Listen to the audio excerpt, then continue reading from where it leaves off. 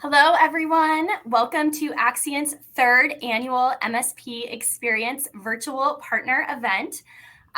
We are going to wait about 30 seconds or so as everyone starts to log in and take their virtual seats, but we do have a really exciting full agenda for today. So we are going to try and stick to staying on time as much as we can.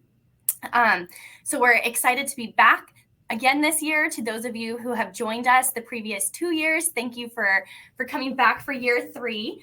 I'm Caitlin Langer. I'm a senior marketing manager at Axcient, and I will be your host for today's experience. We have a full lineup of industry experts, fellow managed service providers, and Axcient subject matters experts who have prepared long and hard on their content to share with you all today. So before we get started and I turn things over to Rod Matthews, Axcient CEO, for our welcome, I do have a few things to share regarding today's event. So as always, be sure to ask your questions and post comments in the chat. I love to see all the interaction that's going on right here. It's great to see where everyone's tuning in from. I am personally in Dallas, Texas right now, so greetings to you all. But please don't be shy throughout the day and continue to post questions and comments. We do have various giveaways planned throughout the day. So Axcient swag, the game Backdoors and Breaches. So those will be happening at various sessions. So at the beginning of each session, we will talk about which giveaways will be happening and how you can be entered and to win those. And we will keep track of all the usernames from the winners and reach out to you directly after the event so you can claim your prizes then. We do have a scheduled break after the opening panel discussion. And when we return from that scheduled break, we will have 2 technical sessions that will be happening simultaneously. So you will have the option to choose which session you would like to attend. On the main stage, which is where we all are now, the main session will be a demo and an overview of the X360 Recover solution. If you are currently an X360 Recover partner, you have the option to join the other session that is happening, which is a deep dive into recovery best practices. So to move to that other session, you will need to go to the upper left-hand corner of your screen, click where it says schedule, and then drop down into the recovery best practices session. So again, both those sessions are happening at the same time. They are not happening now, but just to give you, plenty of time to think about it. So everyone is in the right place right now, which is the main session, and we will make, I'll make more announcements throughout the day when it is time to choose your session. At the end of today, we will be doing our very first Axcient Partner Awards. So we're looking forward to highlighting some of our partners' successes throughout 2022. So be sure to stick around for that. And then finally, we do have our $2,000 cash prize giveaway. So we will be giving away $2,000 to one lucky winner. And to be eligible to win, you will need to attend the final keynote session by Larry Walsh from Channelnomics. So at the beginning of that session, we will give you directions for how you can be entered to win that giveaway. And then lastly, we do have a resources page available to you all with free resources and takeaways from all of the sessions presented today. So we will drop that link into the chat, and then that resources link will be emailed to everyone after the event too. So a lot of information. I'll be giving reminders throughout the day. But with that, I will turn things over and welcome Axcient CEO Rod Matthews. Thank you, Caitlin. Good morning, everybody, or good afternoon. I am excited to be here, and I'm happy to welcome you all to our third annual MSP Xperience. I am Rod Matthews. I'm the new CEO of Axcient. I just started this week. I started on Monday, and it was really important to me to be up and running before this event so that I could say hello to all of you through this webcast. And also to let you know, I'll be at the IT Nation event as well in a couple of weeks. So for those of you who are there, I'd love to say hello to you in person. I'm based in Northern California. I'm coming to you today from Denver, from our headquarters. But for those of you who are in the Northern California area, it'll be very easy for us to meet in person. So I'll look forward to that. So while I share some slides here, I want to thank all of you for being here. I know everybody is very busy, and everybody's got a lot of draws on your time. So I really appreciate everybody taking time to join us today and spend 3.5 hours with us. It's really great to see if I can get my slides to advance here. There we go. It's great to see 800 of you that were registered for this event. That just reinforces my belief that we're in a great spot in the market. We have a great partner community. We're going to market in the right way with our MSP partners. And it just reinforces that this was the right place for me to sign up for my next adventure. You're going to hear a lot of great insights from your MSP peers, from some industry experts, and from the Axcient team during the event today. We've got 3 great sponsors that I want to thank: Blackpoint Cyber, QuickPass Cybersecurity, and ScalePad. There's a panel with Charlie Tomeo that's happening later in the event where you'll hear from all of these partners. And I know that there's going to be a lot of great insights and discussion as part of that panel. So the theme for the event today is prepare for the future.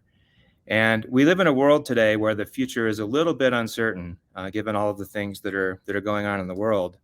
And there's a few that are particularly relevant to what we're all doing in this space. So the reality of cyber threats is never been more prevalent. And the need for data protection has never been more critical. Cyber threats are growing. We see ransomware happening every day. And it's something that we all have to be prepared to deal with in our businesses. You're going to hear a lot more about that in the very next session. The economy is another kind of critical area that we all want to function on or focus on. Between things like rising interest rates that are making it harder to get access to capital, and inflation that's making everything more expensive for us to operate our businesses, and things like just a general recession where things are slowing down, makes it critical for businesses to be able to save money and for people to be able to operate even more efficiently. And that creates an opportunity for us as we look at how we help our customers, how we help you, our MSP partners, all save money and be more efficient as you deliver these services to the market. There's some brand new research from Channelnomics that we have that focuses on MSPs and BCDR in particular. And what this research tells us is that 96% of MSPs say that BCDR is important to their future. We knew this was important, but 96% really means that it's relevant to virtually everyone and very important for virtually everyone. 3 out of 4 of those partners expect an increase in revenue in the next 12 months related to BCDR. So this just reinforces the fact that this has never been more critical, and it's an opportunity for all of us to be more efficient and drive a more profitable business in this important area. The other thing that we asked MSPs about was how they think about these BCDR products. 36% of them say that these BCDR services are inefficient, whether it be too many people to deploy and optimize those solutions. It takes too long to fix issues. It takes too long to deploy them in their customers. Or they have multiple products that they have to deploy in order to solve these problems. 40% of those MSPs said that consolidating and optimizing these BCDR services is critical to their business. And really, this plays into our view of how we want to protect everything. We want to deliver a single, reliable, easy-to-use platform, and we want to do that to accelerate profitable growth for us and for our partners. So you're going to see a lot of that in action today during our presentation. So we're very fortunate to have Robert Chaffee join us today. He's the COO of Progressive Computing. And Robert's company was hit with a ransomware attack about a year ago. And it hit almost every endpoint that Progressive manages. So 1 year later, he's here to share his story and to also share some unexpected lessons that came out of the experience that they had. So I'm going to turn it over to you, Robert, and thank you for being here today. And thanks again to everyone for joining. I look forward to meeting as many of you as possible. Thank you. Thank you, Rod. Pleasure to meet you. Finally, a little bit on video. We've been exchanging some emails and looking forward to getting this presentation started. So just bear with me while I share my screen. And I'm going to jump right into my presentation. So I was watching the video thread, the chat, the Crowdcast chat. And I know there's a lot of familiar names out there, but there's tons of unfamiliar names. So I don't want to assume that you know me or you know my story, which is good because that means I just get to spread it to a much wider audience. So I'm just going to jump into some things. First, I want to express my gratitude to the entire Axcient team. We've been a longtime partner. They're a critical part of our success. They're also a piece of this story. My name is Robert Chiaffi. I'm one of the two co-founders of Progressive Computing, an MSP based in Yonkers, New York, which is just north of New York City. And the story that I have to share with you is about how we managed a mass-scale ransomware attack. This story, or what some people consider to be a nightmare, was really a traumatic experience for all of us here. But what I decided to do was not to hide behind victimhood or to be shameful of what happened to us, and openly talk about it with the express intent on bettering the community. The community has provided so much to me over the many years of being part of this community.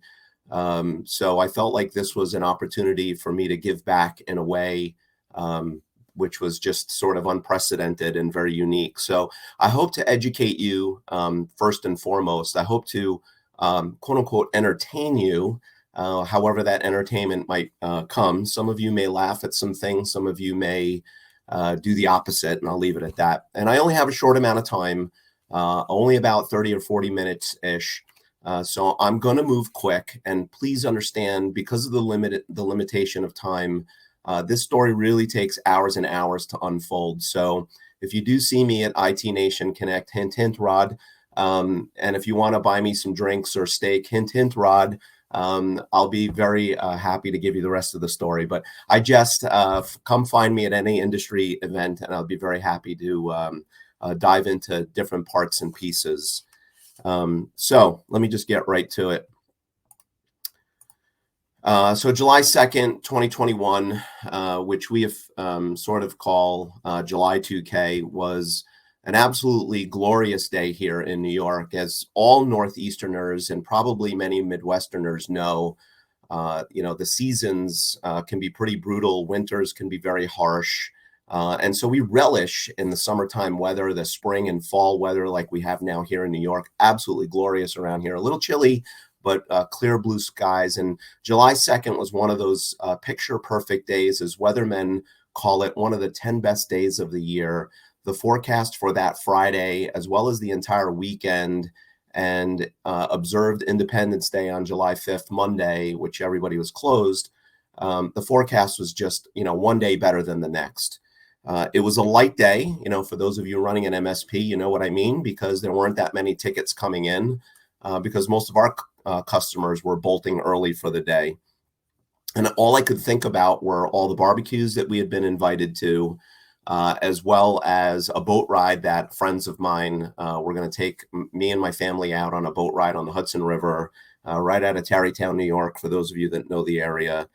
And my mind was just, in such a good, I was in very, very high spirits, both because of physically the weather and the time of year and being a patriot, right?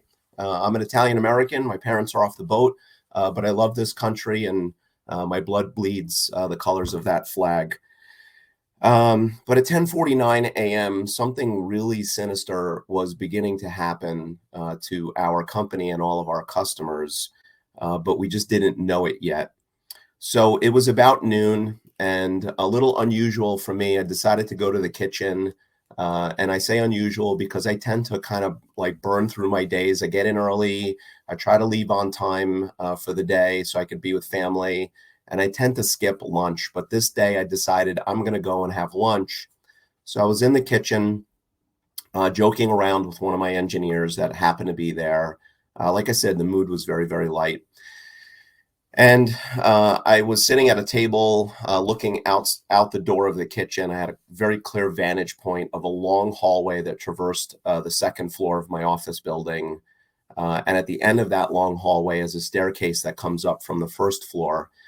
And I saw Jay, my director of operations, ascend the flight of stairs, which is not, unusual. But when he made the turn, when he cornered and started walking down the hall toward me. So he's now about 40 feet away.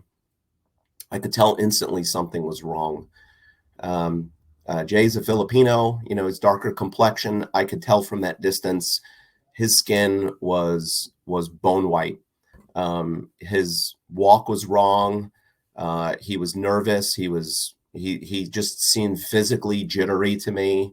I started to formulate an immediate impression in my head that Jay was coming upstairs to deliver some really awful news, which he was. But I was thinking somebody just died. My business partner, a key member of our team, really anybody on our team is a key person, a family member, a close client, somebody. It just, he really looked like that person that just has awful news to deliver, but just can't get the words out. So he's walking down the hall toward me. I decided to get up and meet him essentially at the threshold of the kitchen in that doorway. And, I looked at him and, I kind of went into this consolation mode. Like, I've got to provide some comfort to him because something is really troubling him. Little did I know that I was about to get pulled into that dark world. And he wouldn't look at me, not directly in the eye. I said, Jay, what's wrong? I put my hand on his shoulder and he just kind of kept shaking his head and he couldn't get the words out of his mouth. And then he just finally looked me in the eye and said, all of our customers are ransomware. Now, I want you to think about that for a moment. At the time, we had about 80 customers, and I'll get into some of those details in a bit. All of our customers, what does that mean? I couldn't really process that. It seemed a little too surreal, a little too unbelievable, a little just too, just not anything that you would expect to hear. So surely Jay was wrong in his assessment that all of our customers were ransomware, was my thought. So I began to dive a little deeper and said, Jay, what do you mean all? Not all of them. Like which customer? It must be one. Maybe he meant all users at a particular customer. And he kept looking at me and saying, no, Robert, all of our customers. And I kept pushing back on him, insisting that's a nonsensical statement. It just cannot be. It's impossible. Yet he was insisting that it was. So to snap me out of my own delusion, or to kind of give me that proverbial slap in the face, he began to start listing our customers. And I think he intentionally began with the largest ones, right? The ones that top 20% that probably make up 80% of your revenue. And the more and more he just started listing names, the more and more that beautiful blue sky and that beautiful weather just started to turn dark. I know it sounds silly, but when you think about those movies where the room actually darkens, and I know they do that for dramatic effect, but it really felt that way to me. It really felt like the blue skies had just evaporated, were replaced with very dark clouds. The fresh air that was blowing through the office open windows had suddenly turned stale and were choking me. I couldn't breathe and I began to sweat. And at this time, I'm now hearing conversations around in the office and even seeing people on the phone. And I could see their demeanor also matching Jay and I. I could hear snippets of conversations like, I'm not sure what's going on. Let me get a tech to look at this. I think there's something widespread going on. Please be patient. Please calm down. I know you're upset. These were snippets of things that I heard about 6 or 7 different people saying to various unknown parties on the other side of phones. So I knew we needed to do something and to do something quickly, but I really honestly did not know what. So my instincts sort of kicked in and we went to I grabbed Jay by the shoulder and I pulled him into my office and I closed the door because I knew I just needed to start doing something to figure out more, to understand what happened. So as I sat at my desk and I had, all kinds of files, I've got 3 screens. In fact, where you're looking at me right now is exactly where I was sitting in that moment. The office is set up precisely the way it was that day. Nothing has changed. 3 monitors. And I'm speaking to the one in the center. And here is an email right on the same screen that I'm looking at. And it was the first of many hailstones to arrive. We just started getting pelted with these things via email, via text messages, via phone calls, via tickets that were coming in. Actually, tickets were no longer coming in, because you can imagine why that would be the case, because our RMM system and our PSA systems were affected. It's things like this that just absolutely make your heart stop. This was from one of our oldest and our biggest accounts. And so this was July 2nd of 2021. By November, they had made the switch to another MSP. Yeah, bad stuff started to happen, and this was just a little foreshadow of what was coming. So here I was sitting at my desk, feeling like the world was kind of closing in. As I logged into my RMM and then got bumped out and then watched every icon on my desktop turn white. And for all of you non-technical people, essentially what that means is now my computer is ransomwared. And now I had no ability to even do any kind of investigation myself to figure out what was going on further. But, you know, and I remembered this quote, and this is really how I felt, right? I really felt like being in the Inferno, Dante's Inferno, where I was at the gates of hell, reading the sign of abandon all hope, ye who enters here. There was no way to go backwards. There was no side exit. There was no there was no way to teleport out of there. There was only one way to go, and it was those sinister doors in front of me. You have to understand too that you won't find in any business book this title I give myself. I'm a fixer, and I got to imagine a lot of technical people out there would put themselves in the same bucket. It's why we probably started an MSP or work for one. We're just good at fixing stuff, right? And even at home, I do every single trade work in my own house. People come to me with personal problems. It does not matter. You got a car and there's something wrong with it. If it's a basic fix, I can probably figure it out. It's just what I do. I see problems and my head goes right to work on fixing this. But I was staring into the abyss. I had zero clue about what to do next. My heart stopped. I couldn't breathe. I just froze. And usually I'm the one that everybody comes to say, Robert, what do we do next? Robert, please lead us. Robert, what's the answer? And I had none of those. I'm also a very big, as I said, community guy. I'm not only an IT Nation Evolved member, but I also facilitate 2 different groups. So for those of you who are involved in any kind of peer group or may do any kind of business planning, you are very well aware of things like business valuation, right? We all are going to exit our businesses one day, whether we like it or not.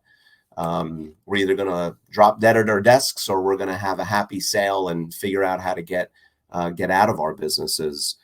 And so we work so hard to plan for the future and to create life plans and legacy plans and business plans. And I watched my multi-million-dollar business valuation go instantly to zero at that moment in time. And I thought about my family and what the implications of having a worthless business meant for now. In February will be my 30th year in this company, how all that blood, sweat, and tears that I poured in for decades just went to zero and maybe even negative because of the potential liability. So there I was contemplating my own mortality, staring into the abyss. And I remembered a quote. I'm a big history buff. I love studying history, probably not so much in high school, but I developed a passion for it after. And I remembered one of my favorite characters, Winston Churchill. If you're going through hell, keep going. So it was one of the first thoughts that popped into my head is not only do I need to push those gates of hell doors open and walk that path, but when I do, I'm just going to keep moving forward. So there was the fixer figuring out a way how to get through this. But ultimately, we were looking for really how to undo this mess. So I was looking for the Control Z. I just decided that what we needed to do was get the entire team in one spot to start talking about what was going on. Instead of me being holed up in my office with Jay, I needed to get out there on the front lines and figure out what the hell we were going to do. So another voice, General Patton, popped in my head. So I started barking orders. I commanded Jay, go downstairs, get the whole help desk team upstairs. I had somebody else, rally the troops upstairs. Anybody who was remote, got them on a conference bridge. And in the conference room, I felt the first thing I needed to do was to really rally the team and encourage them. And I was straightforward. I said, look, I know your phones are blowing up. Your email is overloaded. You're overwhelmed with a lot of angry people. And we don't really have a lot of answers right now. I know you're confused. I know you're scared. Guess what? I'm scared too. I really don't know what the hell to do next, but I know together as a team, we can get this done. So I want you to remember our 4 core values. And this is literally what I said to them. And I went through them. There they are: commitment, determined to do what it takes; team, together we get it done; humble confidence; service without ego; and respect always. I said, I don't know exactly how each of these is going to play into the upcoming hours and days and weeks and months, and maybe even longer. But I know that every time that we are lost or not feeling like we are in a good place, we need to look back at these. Our core values became that critical asset in helping us navigate this completely new and unknown situation. And it was really our culture, our really strong culture, that my business partner and I had worked so hard to build the right team and build the right culture. This, of all things, is now going to ultimately be a key factor in our survival. Whoops, a little too quick. If anyone knows this symbol, then that means you're a Michael Moorcock author, sci-fi author, fan. It is the symbol of chaos from the Eternal Champions and the Elric series. But if you don't know it, just know that it's the symbol of chaos. And that's an actual photo of me a couple of years ago on the top of Camelback Mountain in Phoenix with my Evolve facilitator, Rich Anderson, lifting me up. And I stumbled on this picture and said, wow, this is like so appropriate for what happened to us in the upcoming hours and days. Here was a friend of mine, a community member, a guy that I consider even my brother. We were goofing around up on the hike, and here he was like pulling me up off the floor because we finally ascended to the top. But the entire afternoon from 1 o'clock on was an absolute chaotic day. We wasted a lot of time making the wrong phone calls. We were frozen. We didn't know what to say to our customers. We didn't have an incident response plan. We didn't really truly tabletop what it was going to be like to deal with a situation like this. And believe it or not, yes, we had a cyber liability insurance policy, and we had a great one. That was the 5th or 6th phone call I made. It should have been the first.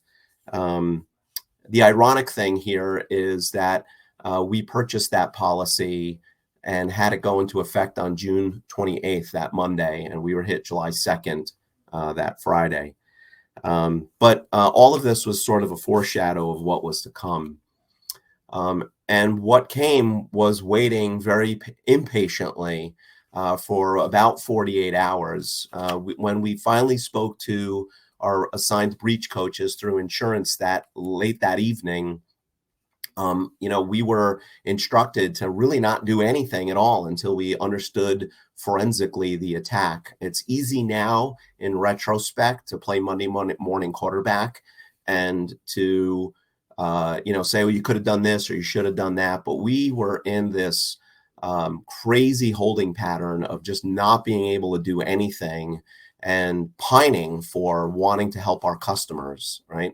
So on Saturday, July 3rd, we had some wonderful help from the team at Huntress who jumped all over this, pulled our Kaseya logs, and basically gave us the whole forensic analysis of the attack. And by Sunday afternoon, the Kaseya team had confirmed, Sunday, July 4th, had confirmed finally what we had known from Kaseya. And that was that at 10:49 a.m., an automated attack broke into or bypassed all sorts of levels of security, including MFA, with our Kaseya RMM VSA tool, uploaded a malicious executable to install Revel Sode no Kibi, and did it completely automated, script-based.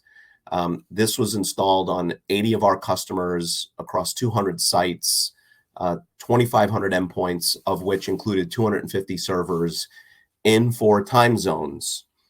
And that's a great setup for where we go next, or what will come. So word started to spread, as you can imagine, again, being a community guy with a lot of friends out there. Word got out to our Evolve group. And for all you Lord of the Rings fans, I did this presentation once, and there was like 300 people in the room, and I was shocked. How can I be at an IT conference and not have a bunch of geeks and sci-fi fans? And so I'm really kind of hoping today there's a lot of Lord of the Rings fans out there, because I felt like it was the Riders of Rohan showing up at that pivotal moment to turn the tide of the battle. We were, because of the numbers I had just given you, we were fighting an insurmountable battle. The math just didn't work. How are we going to restore all of those endpoints and servers in such a wide geography with so little staff? I mean, I'm a staff of about 30 people. That's not enough. So some of our Evolve members recognized, Kevin being one of them, who basically lit that fire, or lit a fire under their asses, if I can say that, to get people to show up. So Kevin from Massachusetts, remember I'm in New York, as well as a guy from Kansas, another one from Santa Barbara, California. 3 owners showed up with a total of about 6 of their top level engineers to roll up their sleeves and start helping. And it would only be with some time that more and more and more people started to show up as word spread about what was happening to us and the dire help that we needed.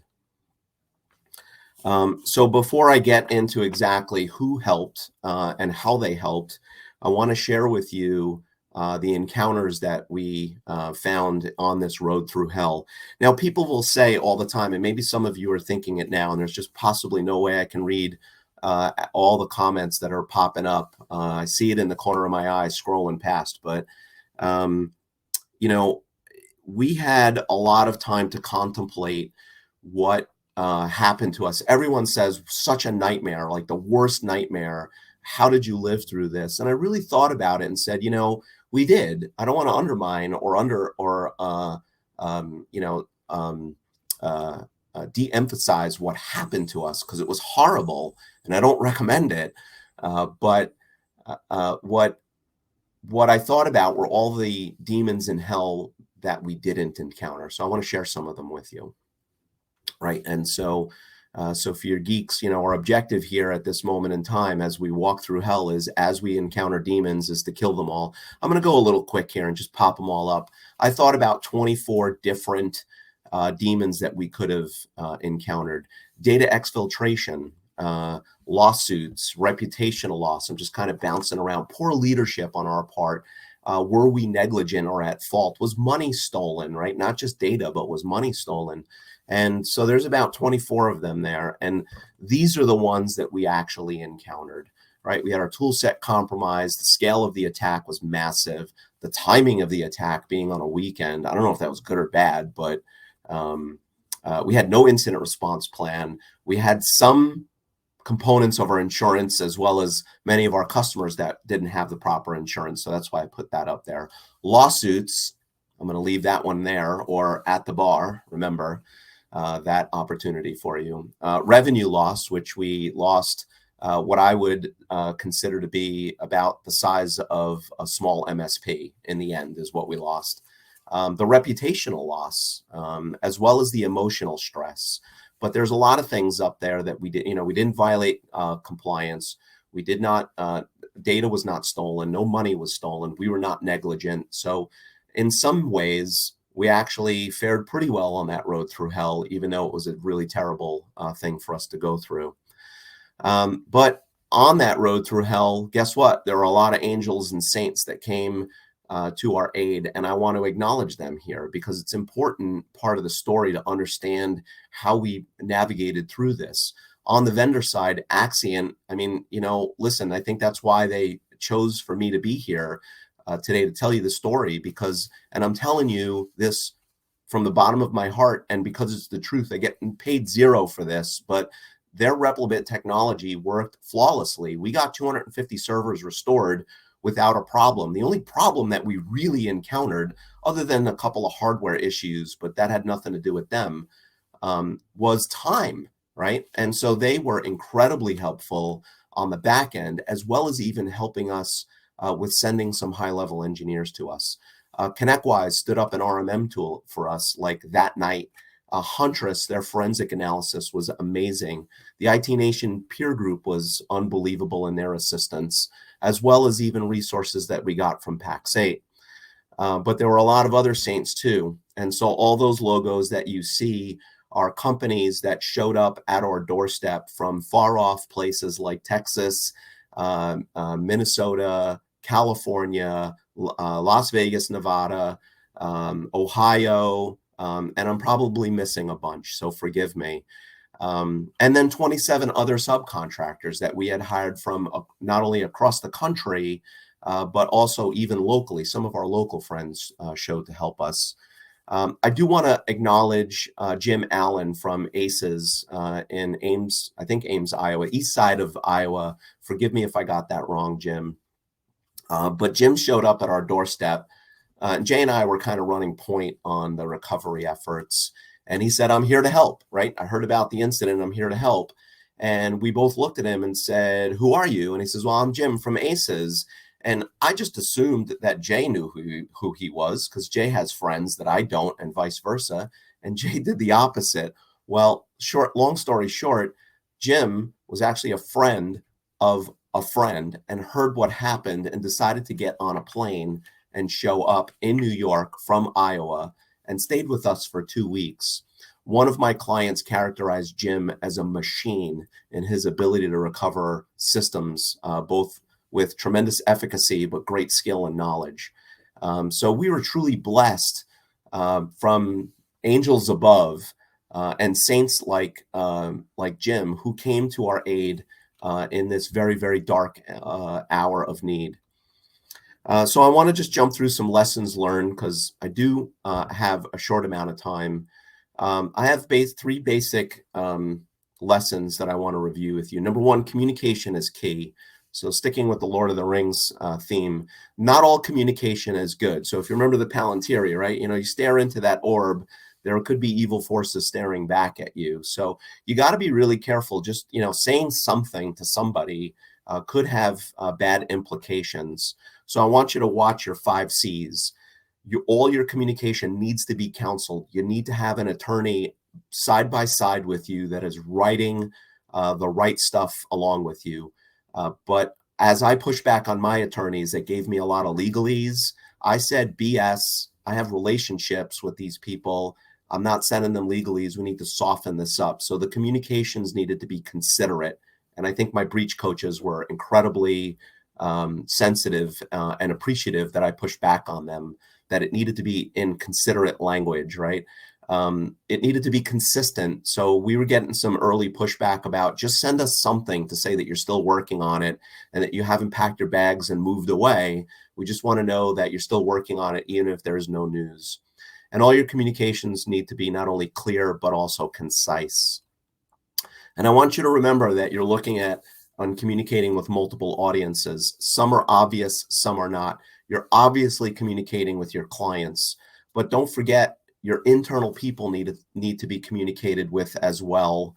Guy like me tends to kind of get in lion mode and charge, forgetting that other people behind me may not necessarily know exactly what's going on.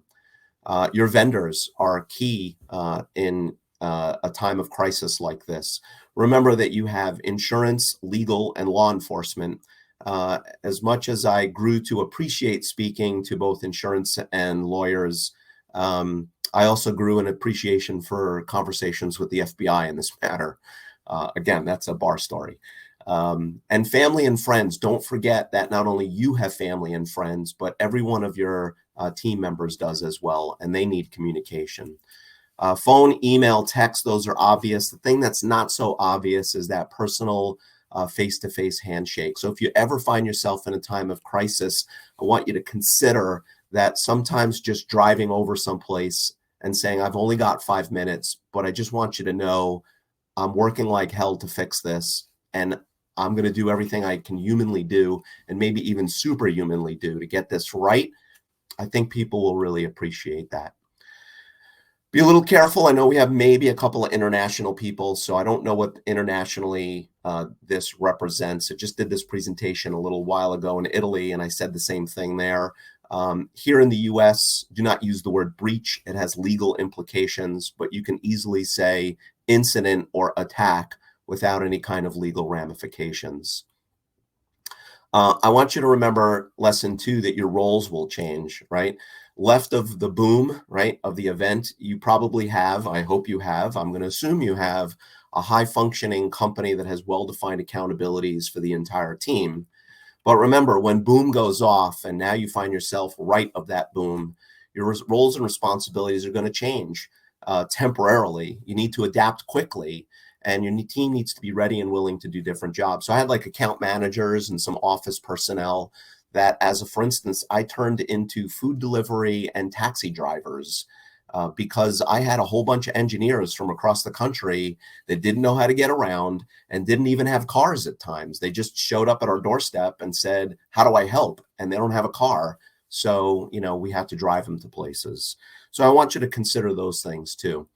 And then the third and final piece of advice or lesson learned that I have is that you're going to have to plan for operating without your PSA, CRM, RMM. We have too many acronyms in this business, don't we?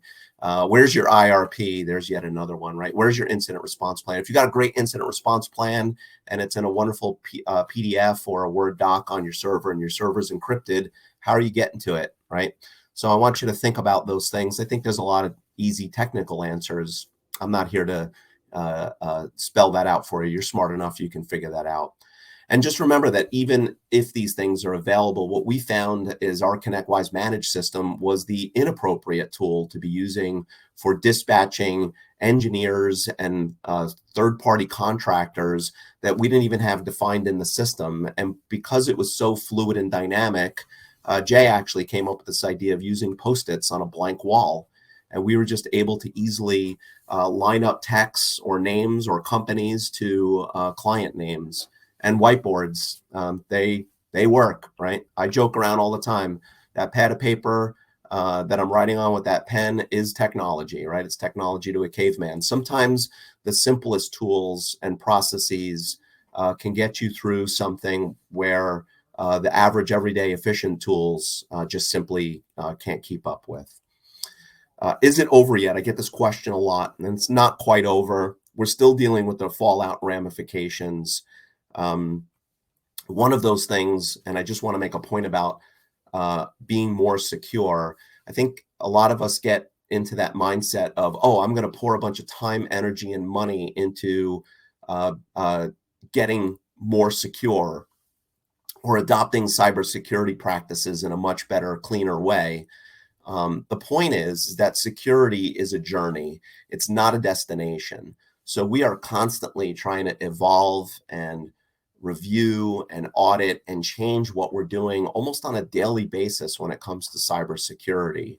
And then there's the legal ramifications. I'm watching the news about Yaroslav Vasinski, the Ukrainian national who was at the tip of the spear of this attack, who's sitting in a Dallas, Texas jail cell.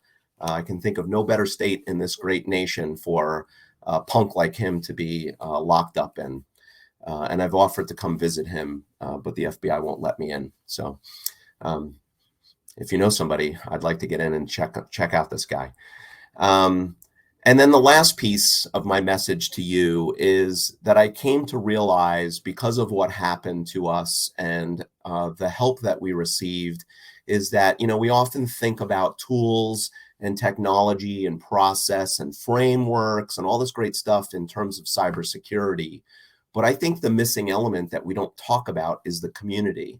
If one of you randomly were hit tomorrow and suffered what we went through, would you be able to scale up as quickly as we were able to? Now, we did so simply by luck and chance. It was not well designed or well thought out ahead of time. It worked for us because we made so many friends. But what I'm trying to do is bring this message of we need to get better at organizing the community so that when something goes off, that there are a whole bunch of people who are ready, willing, and able, who have already raised their hands months or years before, that are going to jump into action and hold off the enemy. I can make disparaging remarks about cyber criminals all day long, and they can own me if they want to come after me personally. But it is my strong belief that if the entire MSP community, and I include vendors in that as well, if we banded together, it would be very difficult for them to attack us entirely, right? My message to you is when they attack one of us, they attack all of us. So put away the competitive spirit when you need to. Help out your fellow MSP, even though he's your competitor right down the street. Make friends, be nice, right? All the things that we learned in kindergarten. And so I am working with CompTIA to put together something called the Volunteer Response Corps, where we are providing a structured way in which this will all come together. So news of that has just came out over the summer, and we're working hard on putting up a website. If you are interested in joining the ranks of that community, you will be volunteering for nothing. You can just reach out to me on LinkedIn, or if you have my email, you can just send me an email. I'll be very happy to collect your information, and then we'll start sharing more and more data with you as that program develops. It's a volunteer run and led organization with CompTIA's backing.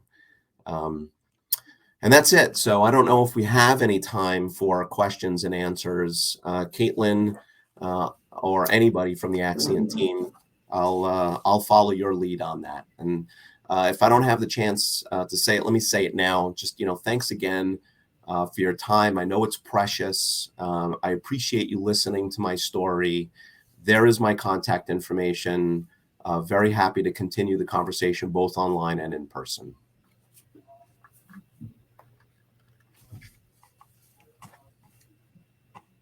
Awesome. Thank you, Robert. That was perfect timing. Thanks, Robert. Yeah, thank you for making time for us this morning to share your story. I think the audience found that incredibly valuable. So we are going to switch gears a little bit here. We will continue the security discussion later this afternoon. We have an MSP panel preparing for security challenges. So we'll revisit security a little bit later today.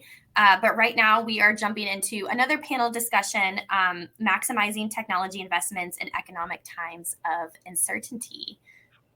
So Charlie, I will pass it over to you. Thanks, Caitlin. Appreciate it.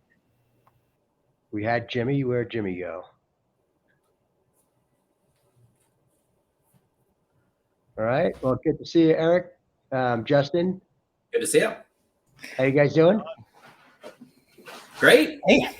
Got Jimmy on? Yeah, it feels like we're at a trade show together, just virtually. Sure does.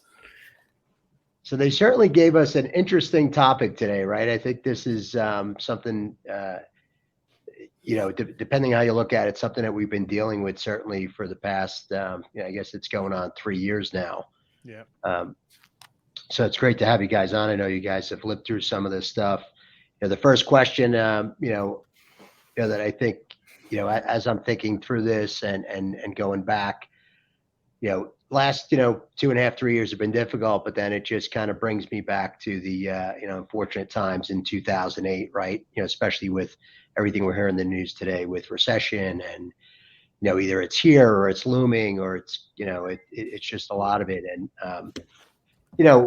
Jimmy, you may be you're probably the only one that's maybe you don't know exactly what that is when it comes to this topic, which you may not have lived it from everyone else's standpoint, but certainly somebody that is a rising star in the MSP community. I think great to get your feedback of just how do we think that MSPs as a whole are kind of uniquely positioned to kind of get through what we're going through today and potentially what's on the horizon. I guess I'll jump in first then, just because I actually kind of broke in to the IT field right as the upturn was going on. And where I actually found it super difficult to break into the MSP world was at the time I was doing it around 2011, was right when we were coming out of that 2008. And there was a literal ocean of qualified IT professionals out there, because back in 2007, 2008, unfortunately, what most companies were doing and cheaping out on first was tech, was IT, right? Well, now we saw with the pandemic how incredibly different that landscape is. It went from basically IT being a commodity that we could cheap out on to now MSPs were the heroes. I mean, at the blink of an eye like that, 100% of these companies realized very quickly, oh man, I don't know how to work not going into the office. So for about 3 months, everybody was monstrously busy and probably still are to this day. And the key is this: if you were able to survive and we're on this call today and you've started post-pandemic, there's a very different understanding. MSPs are pretty well known now. I mean, when the actual government gets in and says, hey, you've got to have some qualified people taking a look at your networks all the time now, it's a pretty big deal. So I think the landscape has changed. I think the mentality of the customers have changed dramatically. So I don't like using the term recession proof, but man, it's definitely something that people need. They know they need it now way more than they did 10 years ago, I think. Yeah, Eric. So, all right, Jimmy, get. No, yeah, Jimmy. So I've been working on this project, and it's going to be launched soon. Everybody will hear about it very soon. But in the process, we've been interviewing a ton of MSPs and learning about their story. And there's this consistent thing that I really didn't expect to happen. Almost every single person we interviewed said, oh, around 2008, 2009, my business started really growing because X company that I did business with went under, and all of those people went to different companies, and I was the IT person that they knew, and I signed up all of them. And I heard this like over and over and over again. Now, I'll say that with a little bit of grain of salt, and maybe this is good salt, because there is some like survivor bias here. So the MSPs that are still around today that were founded before 2008 all made it through 2008, right? They all made it through COVID. Most of them grew through these times. So we actually don't hear from the people who, may have gone under or anything. But we had the worst flash recession since the 30s with COVID, right? The giant market sell-off, mass layoffs, all of that happening. And if you're on this call, either you just started your business coming out of that and you've, reaped the rewards of that growth and people opening back up and the reshuffling of people, or you made it through that already and you've gone through, 50% of whatever, like all Fortune 500 companies doing layoffs right away. And then the downfall effects and small businesses closing shops and just everything that happened with COVID. So, I am a bit bullish on it, especially if you're in business today, because it means that, you were able to grow through it already. I couldn't agree more.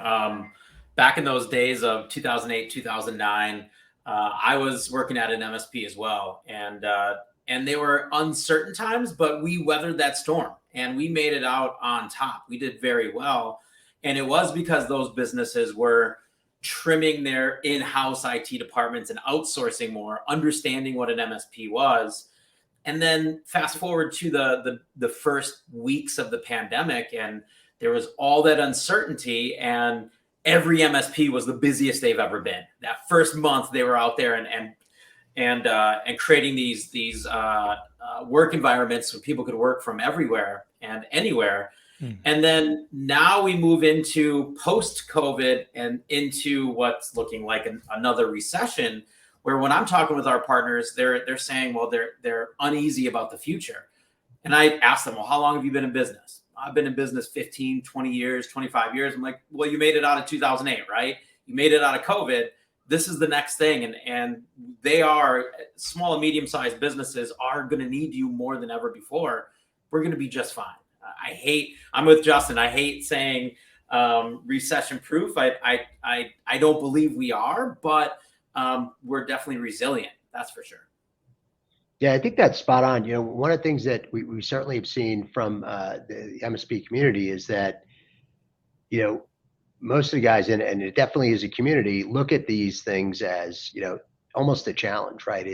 And let's, instead of looking at the doom and gloom, let's find out where the opportunity actually is, right? And I think that certainly is the important thing when you look at all that. And I think that's exactly what everyone did. To Jimmy's point, if you're still in business, that's exactly what you did. You looked at it, and I think almost everybody that I had talked to early on, as we were all stuck in our bunkers, right, back home, certainly vendor world where events stopped and everything else was, most of these guys were still going into the office, which was like, that's unbelievable. And really it was important to make sure that they kept their customers alive. And some of them did, like everything else, depending on what business is, you did see some losses, but I'm even seeing some things. I don't know if you guys have seen some of the, I know you follow all the, the groups on Facebook and Reddit and everything. And every once in a while, something will pop up saying, hey, I'm starting to see a downturn. But when you go see those comments, it's almost like 99% this is an opportunity. Like, I can't tell you exactly why you're losing customers, because I don't know, I'm not in your business, but you kind of have to move on, right? Like, we are going to have those instances, but it's just not, it's not something that, and I think ultimately as vendors, we learn from a lot of what the MSPs do as we go through these things. So, just another question for you guys as we're on this topic, what do you think, based on what you're saying? I mean, the fact that you work with different MSPs, different vendors, what considerations do you think that if you're an MSP, like Jimmy said, maybe a newer one, or somebody that's out there and maybe are a little concerned, what are some of the opportunities that potentially people, should be looking at during this time? And I'll let Eric, will let you start off. We'll just. Sure. Well, a shameless plug for ScalePad here. That's okay. Businesses are doing more with less, and they're prolonging the life of their equipment. So we're seeing warranty purchases skyrocket right now. Their businesses are trying to get that extra year out of that server, extra 2 years out of that workstation.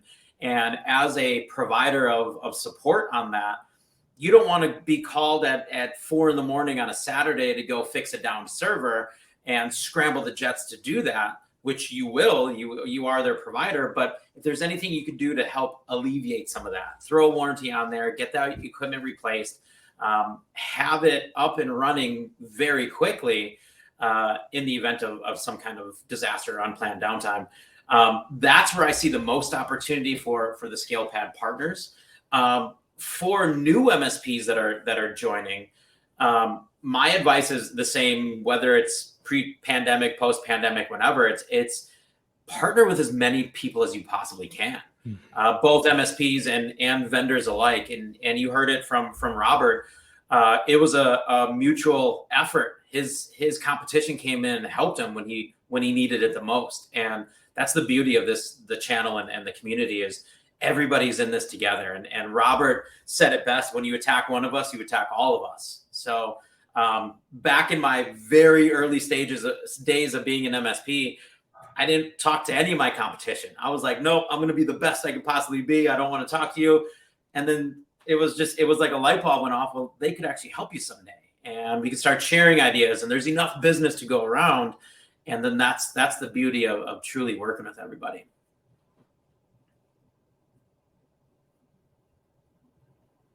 Yeah, Jimmy.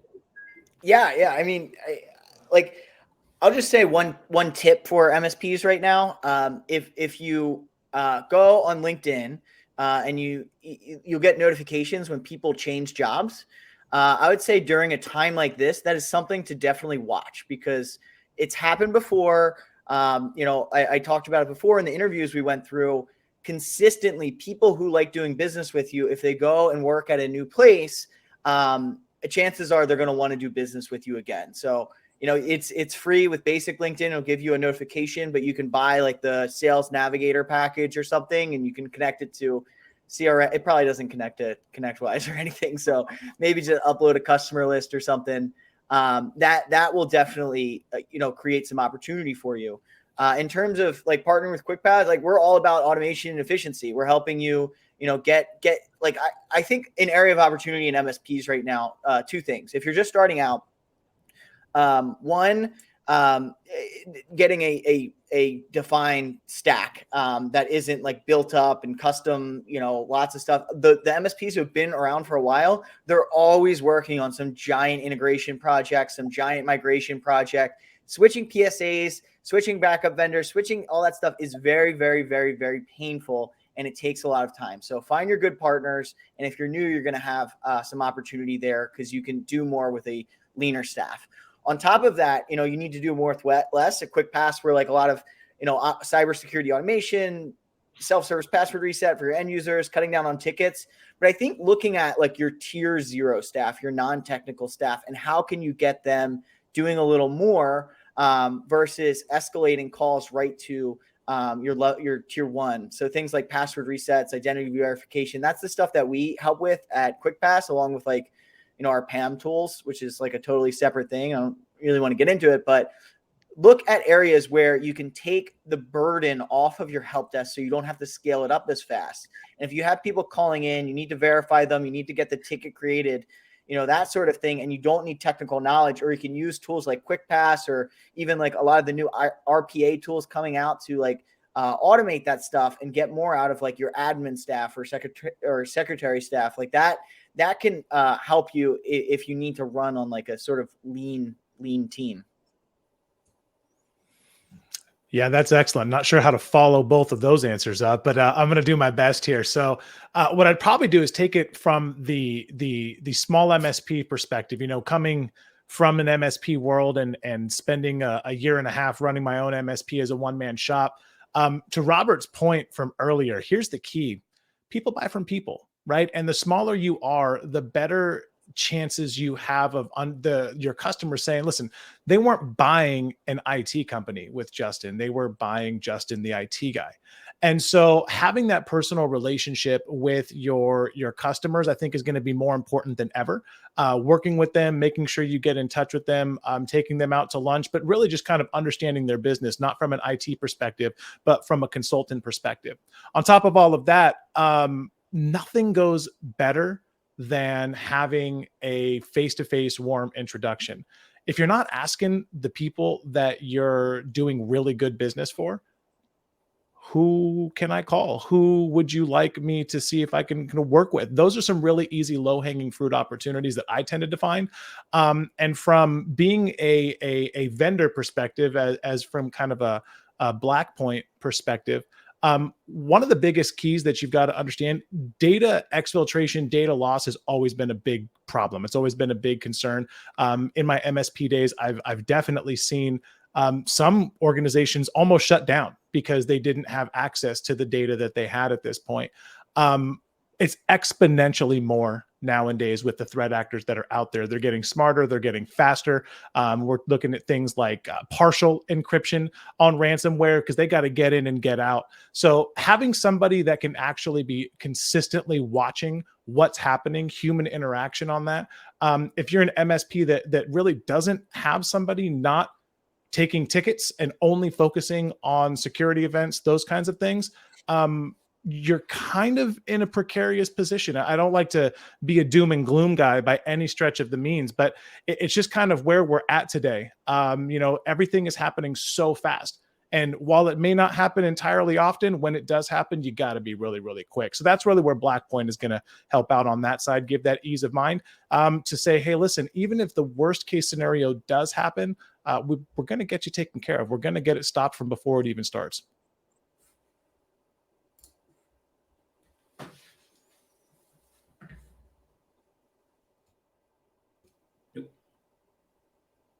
You're on mute. Oop. Oh, we just lost the moderator.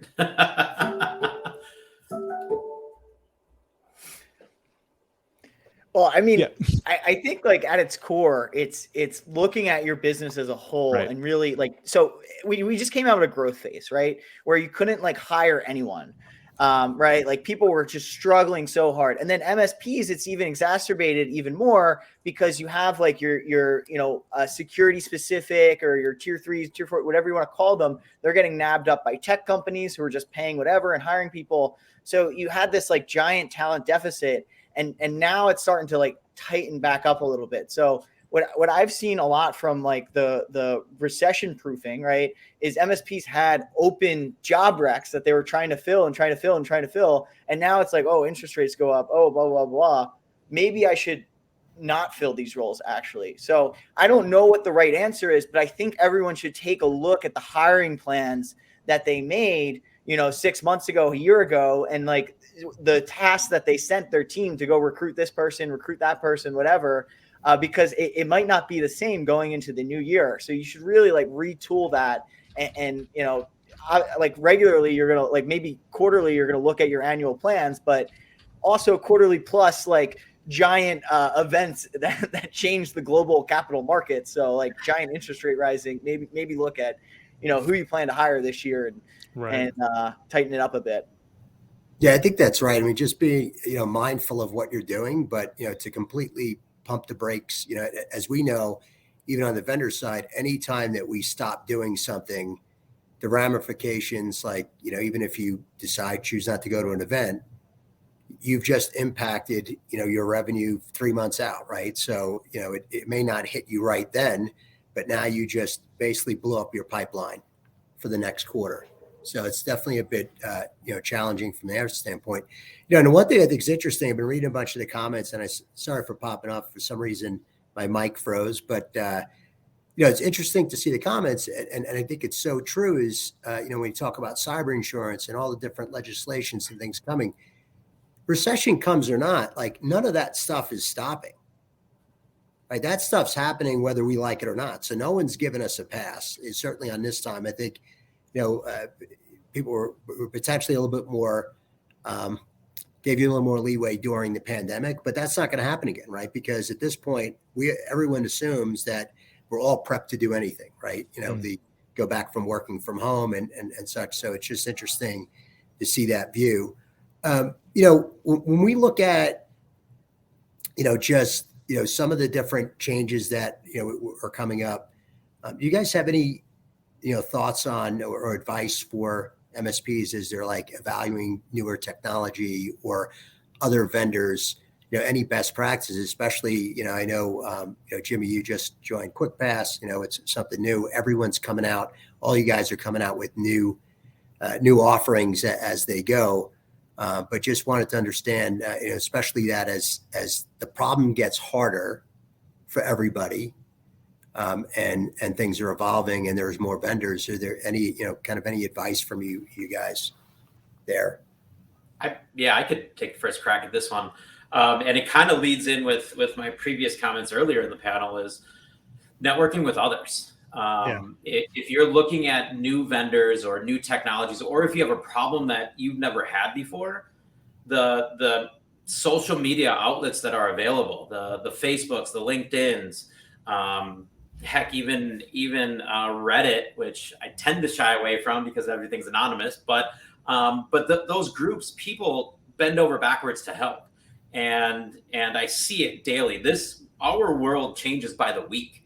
At ScalePad, we just had a major announcement 2 weeks ago, and every single vendor has their newest, latest, and greatest. That it's our job as channel leaders here to get that education out there. But turning to your peers and hearing it straight from them.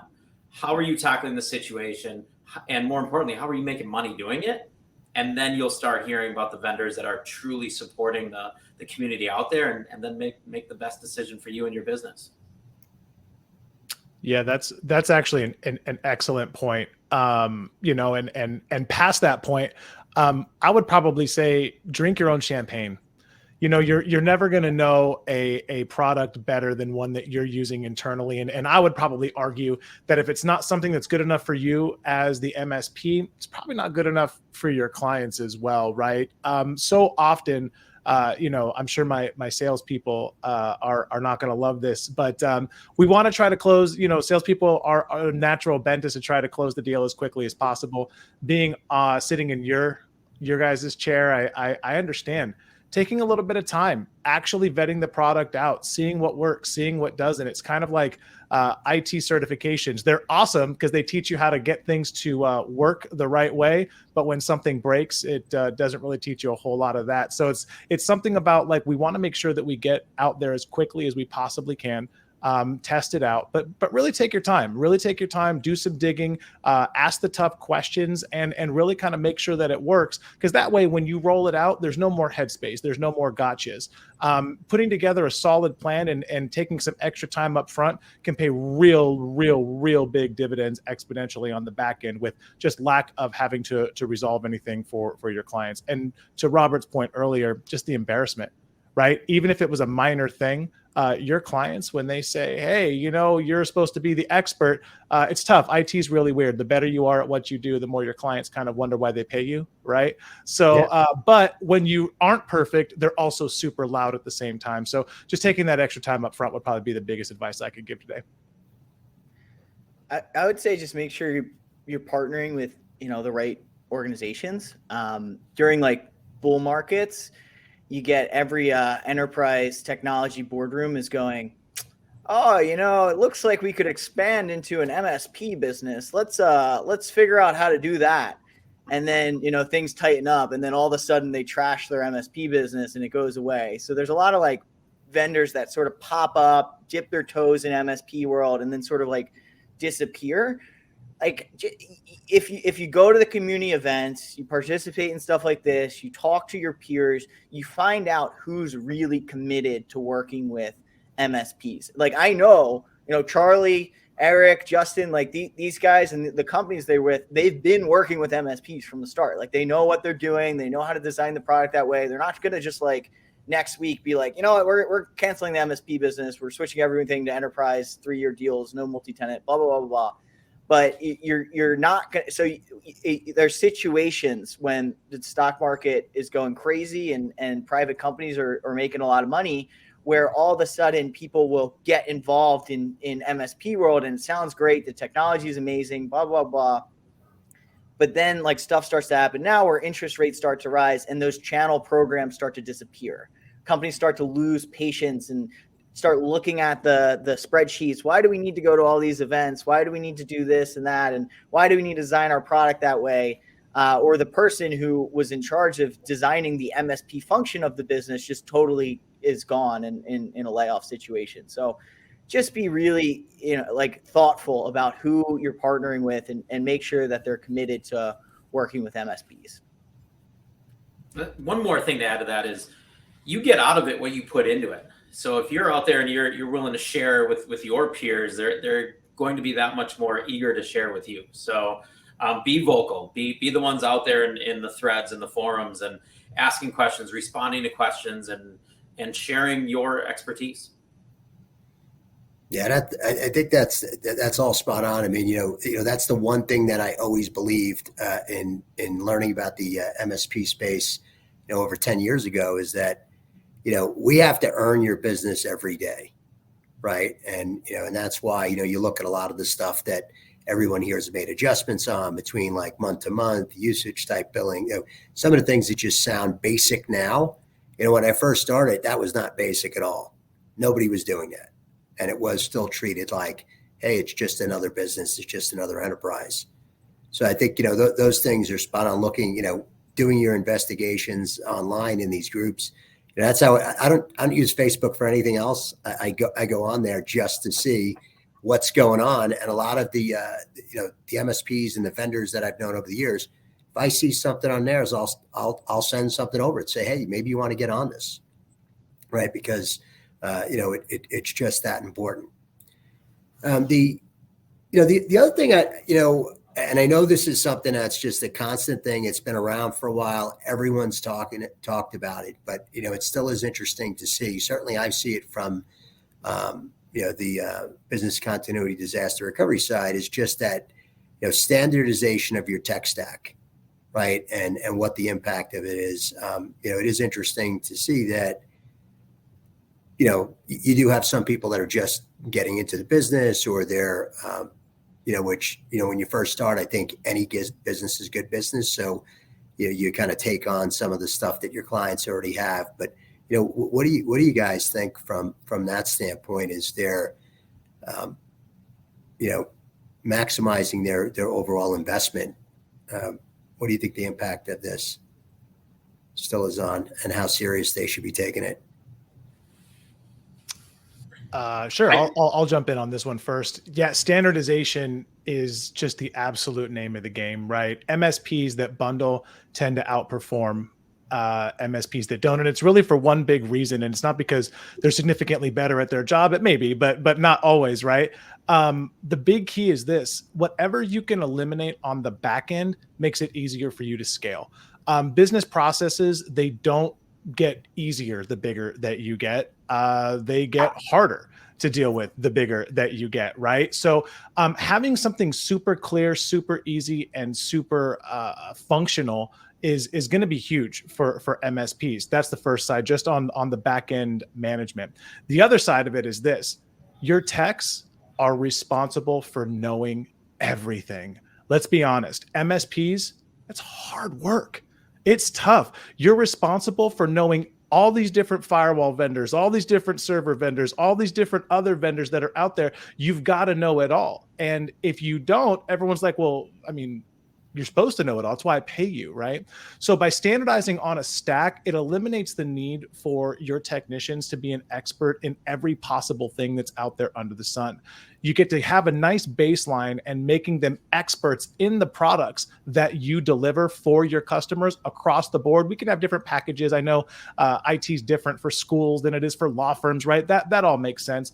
But the truth is this: it's going to really help out your bottom line with not having to spend extra time on tickets, not having to spend all these extra time on training. You've got the ability now to say, hey, when I bring a new technician in, this is what we offer. I'm going to get you up to speed on these particular things. And it really kind of pays a lot of dividends in many areas on the back end.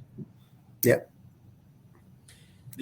No doubt about it. The MSPs that have it dialed in, where, blue sky, everybody wants to standardize one security solution, one backup solution, one solution for everything. But the fact of the matter is that's incredibly hard to do, and very few can actually accomplish that. So you'll hear me out there if you see me at any of these events, and yes, everybody wants to standardize on your tech stack and your offerings, but how many people are standardizing on your service delivery? The way that you're giving the service to your customers, the communication, the reporting, the showing the value in what you're doing. All of your clients should have that exact same experience from you, no matter what. It could be a brand new client or one of your most seasoned veteran clients that have been with you forever. They get that same experience. They're going to get that monthly phone call, that quarterly report, that business review that you do with them. All of your customers are the same. So start with standardizing your service delivery, and then slowly you'll start standardizing your hardware and assets and everything like that. That's great. Yeah, just the one thing that MSPs fall victim to a lot, and I'm a tech person too, so I definitely drift towards this way, is just valuing trying the coolest thing or the newest thing, or knowing how to use every technology, or scripting everything yourself, versus finding solutions that work that you can stick to. So you might not just have one backup, might not just have one endpoint protection, whatever it is. You might have a couple different options. But avoid the I'm going to try every single technology, and this client has this one, and this one has this one, this one has this one, and I'm going to script everything and blah, blah, blah, blah. Like, yeah, you need some automation, but it can't be just held together with, your brain and some glue and some gum, because at the end of the day, you need to train your techs to do it. And if one tech leaves, another one needs to do it. So you need that business process, as, Eric and Justin were saying. No, that's great. We had a saying at my old MSP is, prepare to get, and it's kind of funny, prepare to get hit by the pickle truck. Like, what happens if it's all in your head and you're the only one that knows how to do it and you're not there tomorrow? So, somebody else has to pick that up. So how do you do that? How do you perform that way? So that was great feedback.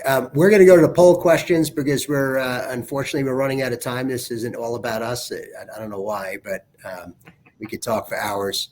But first poll question. I don't think this is shocking, but just get your feedback. And basically it's how rising inflation, interest rate hikes, and the threat of recession are going to influence your tech purchases and evaluations. To break it down, I'd say 30% said either they're going to pause them or they're going to only focus on stuff that has that, short-term ROI. It's got to be proven why they're going to do it.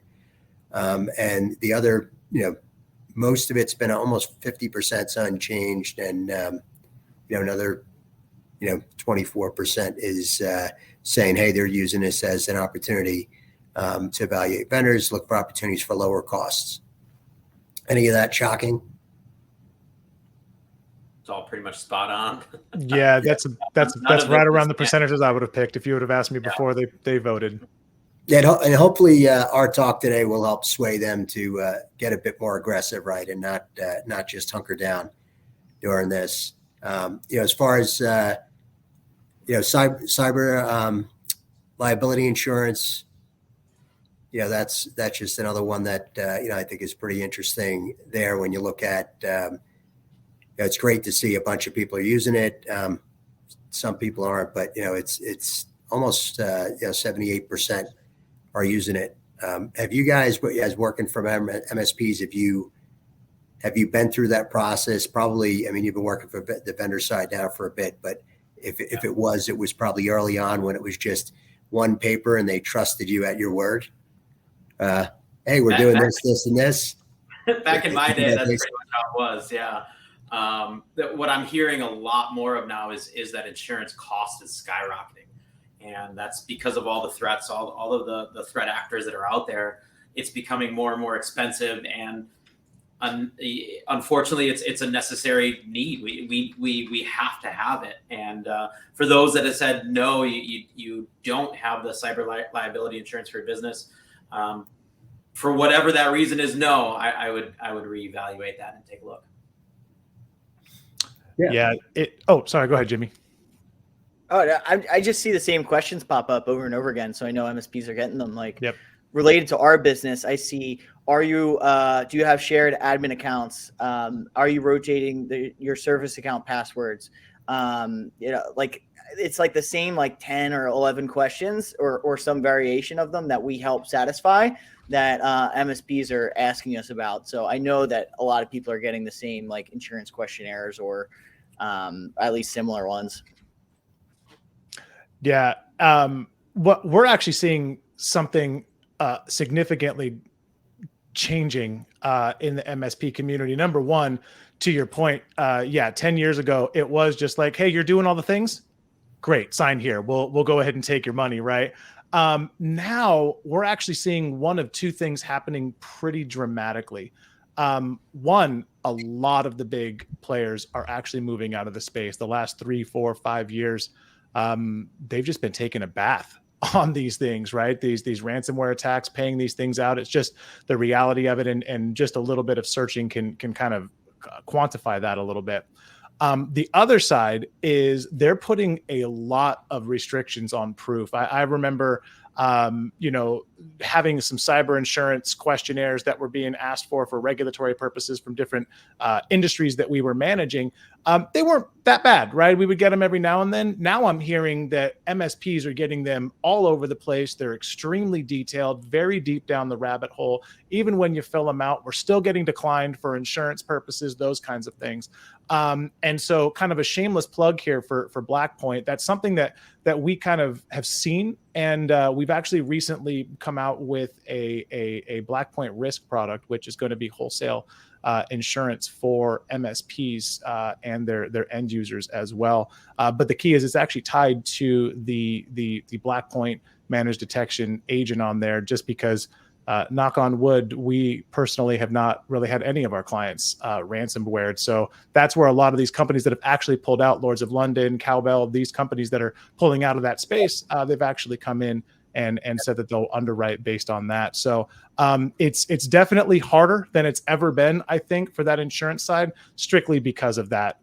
It's a tough space to be in the MSP world. Yeah.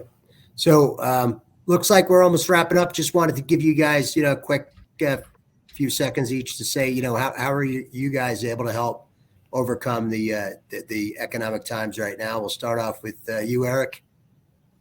Sure. I mentioned it earlier. Your customers are trying to prolong the life of their equipment. We sell warranties. That's what we started out doing. But more importantly, we help get your customers to the yes stage through our reporting capabilities, our QBRs, teaching you a different method of staying in front of your customers and uncovering new opportunities. Love to talk to you guys more after this. All right, Justin. Definitely the ability of creating an ecosystem, right? Blackpoint is taking kind of security as a service from top to bottom. It's not just about protecting your endpoints and your internal networks. It's about protecting your cloud environments. It's about logging. It's about compliance. So we're really taking that top-down approach and kind of creating that one throat to choke mentality, so to speak, to where you can kind of come, have that human partner-centric experience with Blackpoint, but still have the tech work and have everything kind of go where you can just repeatedly sell it over and over and over again and bundle it in with your services to make it easy for you. That's great. And Jimmy, let's take us out here. Sure. Yeah, we're all cybersecurity automation for MSPs. We have two products. One's privileged access management product, where we can automate the discovery, monitoring, and management of all of your privileged admin accounts. We integrate with a lot of MSP tools like IT Glue and ConnectWise Control, injecting credentials, rotating passwords, that sort of thing. And then we have our help desk security automation tool. So if you're getting password resets, definitely reach out to us because we can cut them, help you cut them down by 90% or solve them 10 times faster. So put my email into the chat. Feel free to reach out to me directly. Happy to connect you with the right people or answer any questions. Well, I appreciate you guys joining me today and certainly sponsoring the event. And we'll see you on the road soon, except for you, Jimmy. Take care, gentlemen. Thanks for having us. Everybody. Take care, guys.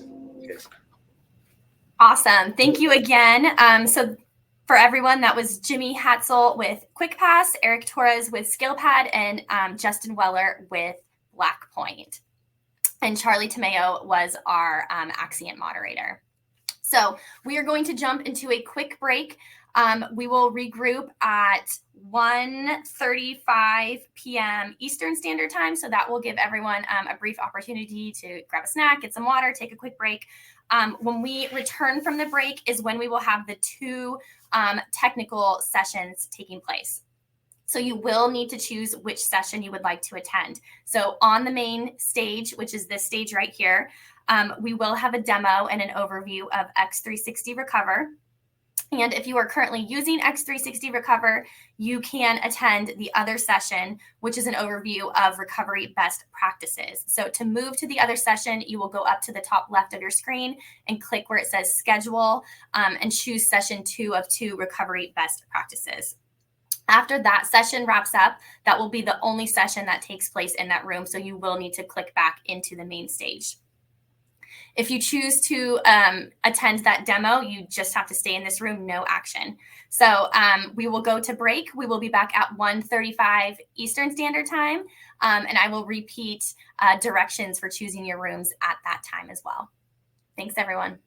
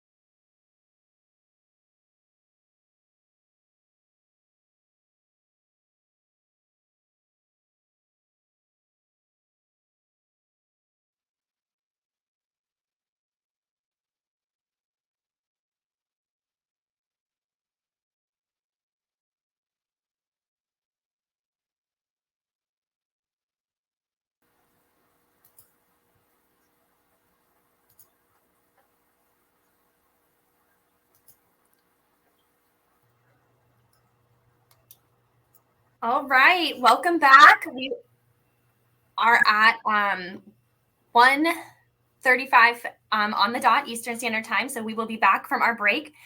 Now is the time to choose which session you would like to attend. So right here on the main stage, we will be doing the X360 Recover demo. If this is where you want to be, you have no action, you can stay right here. If you are a current X360 Recover partner and you'd like to attend the other session around recovery best practices, you will need to move to that session now by clicking into the upper left-hand corner, hitting schedule, and then choosing session 2 of 2.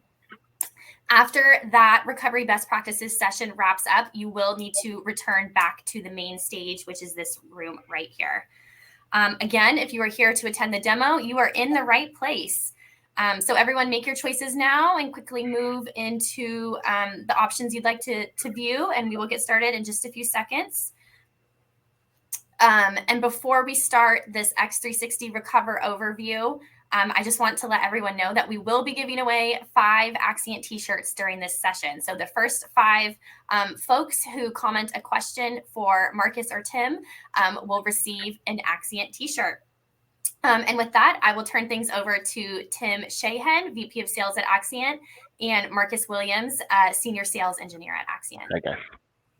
Hey there. Thanks, Caitlin, for that fantastic introduction. And you guys, yes, you guys are in the X360 Recover overview and demonstration. So hopefully you guys are in the right room. Just a couple introductions. My name is Tim Sheehan. I'm the Vice President of Sales for Axcient. Along with me today is Mr. Marcus Williams, truly the brains of the outfit. He is our Senior Sales Engineer, has been with Axcient for quite some time, so knows our solutions in depth.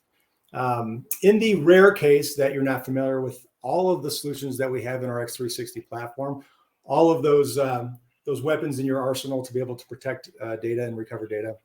We have our X360 Sync solution, which is our collaborative file and sync and share solution, real-time backup, real-time collaboration. This is a built-for-business solution designed for MSPs. We also have our X360 Cloud solution. So think about all that data that Microsoft is telling that you need to back up. So you got Teams, SharePoint, OneDrive, Exchange Online. So all files, folders, libraries, we're going to be able to protect you with that. We also are able to protect Google Workspace as well if you have some customers with that. And last but certainly not least is our X360 Recover solution. That's our flagship technology. That is our file server and workstation backup and disaster recovery tool. And we have 2 flavors of that. We have our traditional appliance-based approach, and we also have in those scenarios where maybe an appliance may not make sense, either logistically or fiscally, we have our direct cloud option as well. And Marcus is going to cover that in depth. So before we talk about X360 Recover, let's talk about the problems that we're trying to solve for you guys. And this is the feedback that we get from you guys through the peer groups, through Reddit, through the forums, through the events. And we try to kind of bucket these issues around data protection and you know the difficulties you guys are having.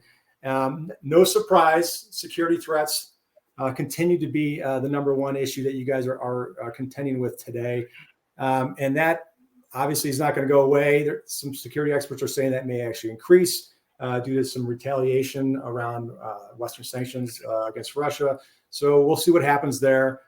Lack of technical talent and resources. We know this is an issue for you. We know that you guys are struggling with this on a regular basis, trying to find good talent, trying to retain good talent, you know, try to find those T3 engineers. And, you know, you guys just went through this great resignation, and, you know, some say we're still actually going through it. So that's an issue, and making sure that we're staying competitive as far as wages go.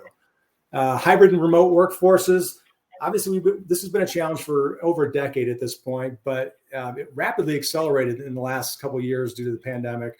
So that introduced some new challenges for you. Increasing tech stack complexity and vendor shakeups. Yeah, we know, like, we get it. Like, vendor shakeups, it happens all the time, acquisitions, mergers. And that causes a lot of concern for a lot of folks where, hey, is the acquirer going to take my solution in the direction that I want them to take it in? Or am I going to get the same service level? Concerns there as well. And then, you know, lastly is, you know, the outdated storage and billing models. A lot of MSPs are experiencing a lot of just concern and worry around, like, and time wasted about managing their storage with their BCDR vendor and reconciling that bill at the end of the month, making sure what they believe they use is exactly what the vendor is charging them. And then you've got, these billing models where folks are trying to force people into 3-year contracts. And, that's what we're trying to solve for with our X360 platform, to be able to, provide a solution that can cover you as far as those security aspects, where you don't need, potentially a T3 engineer to be able to manage the solution, and not force you into, lengthy contracts and things like that. And that's what our X360 platform is designed to do, to cover all those different scenarios that you guys can kind of bring to the table. And we know that your customers are bringing you a lot of unique scenarios. So, whether that is protecting workstations or protecting servers, whether it's appliance-based or whether it's direct to cloud, all that data in the public cloud that you guys need to back up and be able to recover as well. And also all that Microsoft 365 data that we talked about, that Microsoft is telling you that you need to be able to that you need to back up and recover as well. What's so unique about Axcient? What do we do differently? There's other vendors out there that are in the space. There's actually quite a few things that we do different. We do very uniquely. I listed a few of them here. One is the fact that we are truly a chain-free technology. We're the only folks out there that actually are completely chain-free. That means all of our incremental backups are independent of each other. So there's no need to reseed to the cloud. Managing those massive chains, so you don't have to worry about that data bloat, right? We're also we like to consider ourselves a BCDR company with a security focus. And so we implement a lot of security measures into all of our solutions. One of those is our patented air gap technology. And our air gap technology, very cool. What it does, it separates the process of data deletion from the actual mechanics behind it. And what I mean by that is, if there were some kind of bad actor that were able to infiltrate your infrastructure or your customer's infrastructure, was able to get access to that data and delete that data or encrypt that data, we actually still have access to your data through a verification process. We identify it's you. We're able to restore that data for you because we've kept it for an extended period of time. One of the things that we hear often from our partners is our flexibility. We're trying to accommodate all those different scenarios that you guys are seeing from your customers. That's hey, I need to have an appliance here, or I need to have a direct cloud offering here. Maybe I want to use my own hardware for an appliance, or I want to use your appliance. If you want to use your cloud, you can use your cloud. If you want to use our cloud, you can use our cloud. So it's about accommodating all those different scenarios that you guys can bring to the table. And lastly is addressing that one pain point that you guys are talking about all the time, which is the worry-free pricing aspect. That the fact that you're reconciling your bill, you're worrying about overages on your storage, you're worrying about whether you actually have to pass that overage cost back to your customer. With our licensing model, that's non-existent. All of our licensing is based on a per workstation, per server model. So it's a flat fee. So it takes that worry out of the pricing model. So I know you guys want to get to what the meaning of the matter is. That is actually jumping into the demo of the solution. And I'm going to turn this over to Mr. Marcus Williams, who is going to jump in at this point and show you the solution. All right. Thank you, Tim. Yeah. Get everything shared out here. All right. So guys, we're going to cover our Axcient X360 Recover direct-to-cloud technology. We're going to walk you through deploying the software. We're going to walk you through some recovery options and also talk about our DR recovery as well. Everything starts in our partner portal. Each of your techs are going to have their own access, their own username and password with 2FA to access our Axcient world. Here you have access to everything Axcient related. So contacts internally, billing, ticketing. We have additional training available for you. And also a marketing portal, which is pretty good. Now to access your BDR world, we're going to click on our X360 Recover tab, and it's going to take you to your BDR management. From here, we're going to present you with your dashboard. Now your dashboard comes with two options. Here we have a nice basic overview for a lot of your executive team so they can see exactly what's going on across all of your clients that you're deploying. We don't care if you're leveraging a local BDR or using direct to cloud, you're still managing everything from the same umbrella. Our second view is going to be more for your tech team or your NOC center. Here we have a view of that just lists all the devices that we're protecting and whether they're in troubled or a healthy state. So from this quick view, this updates as frequently as every 5 minutes. They have instant access to all the devices that you're managing, and they can see what devices are outside of the threshold that you set. We're able to communicate via email. We have integration within ConnectWise and AutoTask ticketing as well with our API integration. From our clients tab, we're going to separate all of your, as you add new clients to the technology, each client's going to have its own tab. From within this client tab, you can actually click on that client's name and just see the devices that you're managing for them, allowing you to kind of separate your clients. Now we're going to go all the way down to our vaults here. Our vault is our offsite repository. This is where your offsite backups reside. And also, this is where we're going to set up your direct-to-cloud deployment. So we're going to go to that UI here.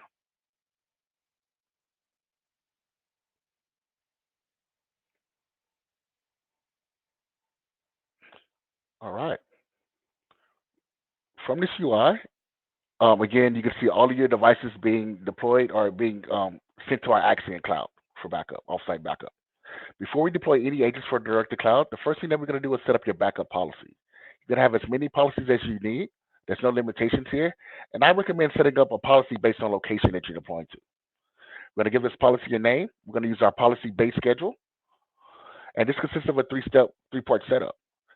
First step is to establish business hours. In my example, we're Monday through Friday between 8 a.m. and 5 p.m. Step 2, we're going to create our backup schedule. So what type of backup do you want to do during business hours? What type of backup do you want to do during non-business hours? Here, between 8 a.m. and 5 p.m., we're going to back up every hour. Between 5 p.m. and 8 a.m., we're going to do every 6 hours. So I'm going to get at least 2 backups at night if that device is on. Now, third and most important step is our throttling. We give you the ability to throttle both disk I/O and network bandwidth. For your disk I/O, you're going to leave it at its default, so really no need to modify that. But for your network bandwidth, we want to make sure we're not saturating the network during business hours. So I'm going to limit my upload speed to 5 megs during business hours and leave it unlimited on non-business hours. It's going to be per agent. So if I'm deploying 5 agents to this network, we're going to use 25 megs per second during business hours. So keep that in mind. Once you have your policy created, we're going to go down to our clients tab. And this is where you'll be able to add clients that you're deploying to. So you'll be able to add a new client here, create company name and username. Once you have that client created, they're going to show up on this list.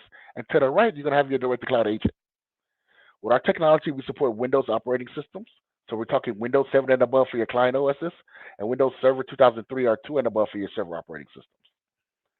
The good thing about this agent is that we have 2 really good benefits here. The first benefit is that this agent can be deployed silently. So if you're using group policy, your RMM tool, you can use our silent parameters to deploy across multiple devices. The second benefit of this agent is that we don't require a reboot after installation. So your team can deploy this technology during normal business hours, and you don't have to worry about rebooting those production servers for your end users. As soon as that agent is installed, that device is going to show up under our protected systems here. Go to my devices here. You'll see that device name, operating system, what volumes are selected. We'll make sure it's linked to the right client, and we'll assign our backup job. At this point, we're off to the races. We're protecting that device. If I click on this device name, we're going to give you more information about this device. So we're going to give you volume info, hardware architecture information. You'll be able to set your retention here in the top. Again, we provide you with unlimited retention and storage. So you can set a basic retention where you're keeping data for 30 days a year here, or you can use our tiered model, which is your traditional retention, your grandfather, father-son roll-up, where we're taking your dailies, sending your dailies to weeklies, weeklies to monthlies, and monthlies to yearlies. A lot of our partners take advantage of our unlimited retention by putting -1 here for your yearlies. So with that -1 stated there, we're going to keep those yearlies indefinitely. And again, because we provide you unlimited storage and retention in the cloud, you're going to have that consistent monthly bill month over month here. With our direct-to-cloud technology, we also have the ability to leverage our local cache option. This is highly recommended, especially if you're backing up servers for a client. Our local cache is an optional add-on that you can do, no additional cost. But with local cache, we're leveraging any USB drive, local disk, NAS, network-attached storage. We're creating a storage or a share for us to point to. And instead of us sending a backup directly to the cloud, we're going to actually send a copy to this local repository. I have a Synology share set up on my network, so I'm hitting that device, created a share, created a directory, and now our backups are going to the directory and to the cloud at the same time. The benefit of having this local cache created is that when it's time for you to do recovery, we don't have to download anything from the cloud. We're pulling everything from that local repository, which is pretty powerful. One thing that we're going to provide for you with our direct-to-cloud deployment is our auto-verify.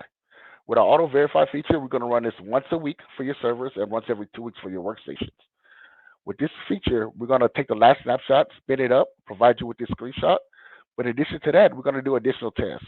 So we're going to check VSS to make sure that's healthy, and we're going to do a check-this scan to make sure you don't have any bad sectors in your volumes that we're protecting. If I scroll down, we have our snapshots. These snapshots are created based on the job we assign. And again, with our chain-free backup technology, each of these restore points are unique from one another. So if I got hit with ransomware at 9 a.m., I can go to this 8 a.m. snapshot and restore that data unaffected by the virus. It's pretty neat. Now to the right, you're going to have your restore options. So we give you 2 options to restore from the Vault UI. The first option is going to be our export. This is going to be your full image download from the Vault itself. So you can download that full image from any point in time in any of these formats. This can be used for bare metal restore or just restoring directly to a data store if you're already virtualized. Our next type of restore is going to be our mount. This is going to be your file and folder recovery.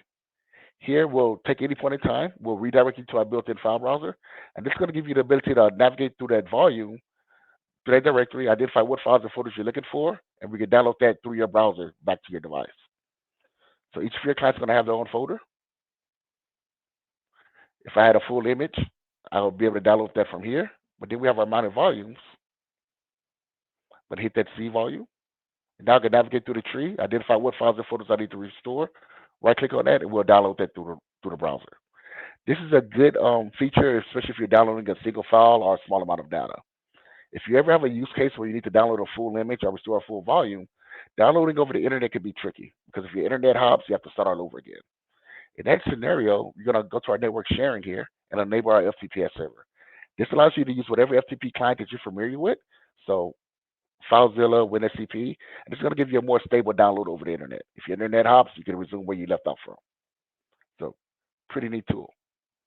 In addition to being able to recover from the cloud through your Vault here, under our downloads, we give you another tool called Recovery Center.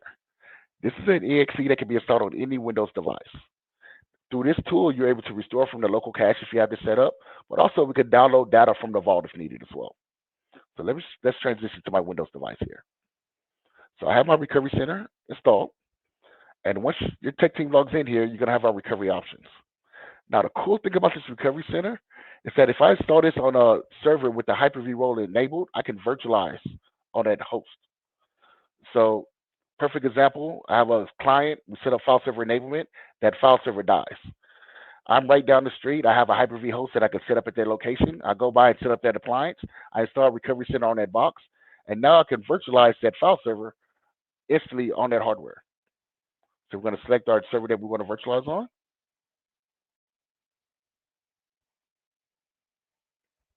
We're going to select the date we want to use.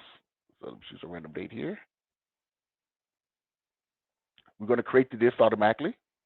I want to restore from my local cache here, so let's pull from that repository.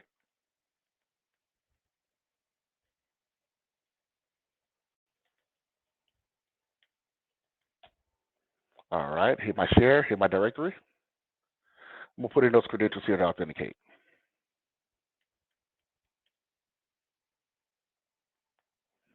Now, once I'm authenticated, we're actually going to create the VM for you through this tool. So give this VM a name. We're going to allocate 2 cores. So let's give it one more. Let's do 8 gigs of RAM. And we're going to boot this machine on start. So click start. This is where we're going to keep the metadata for that VM. Click next. We're going to choose a drive letter that we're going to mount. We're going to create an OSCSI mount, attached storage mount for that VHC file. And we're ready to rock and roll. So at this point, we're decrypting the data. We're downloading our hash file. So data is encrypted in transit and at rest on that local cache. So any data on that local cache is encrypted. That this is ever compromised, you can't do anything with the data because the data is encrypted. So the first thing that we're going to do is download that hash file to decrypt the data for those points in time. So we're going to get that downloaded here. We have 2 volumes, so we're going to get 2 here.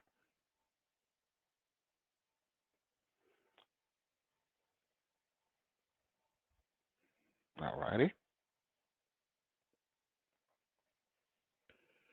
And then next, we're going to download our partitioning here for that VM. So we'll get past this point before we move on. Now, as we talk about our other recovery options, in the background, you'll see us create that A volume for the VAC file, but also you're going to see us create that VM within my Hyper-V management server. So kind of keep an eye on that as we talk about the additional recoveries here. So another recovery that we can do through this recovery center is we can do a file and photo recovery. Well, in addition to a file and photo recovery, we can do a disk export, so export in any format that's needed, or we can just do a simple file and photo recovery. So we'll walk through that process as well, kind of do 2 at once. So select our device. I'm going to select a different point in time here. I'm going to do it from the local cache, from the cache as well. So hit my share.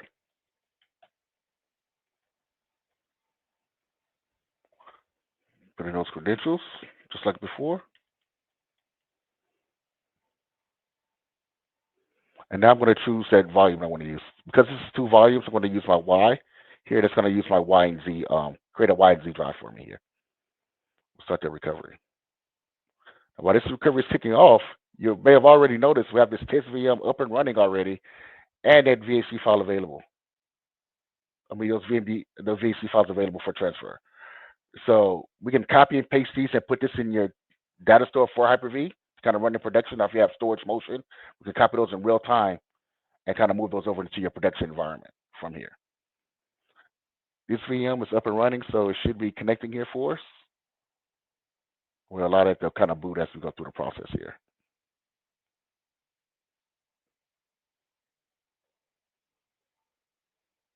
There we go. I need one.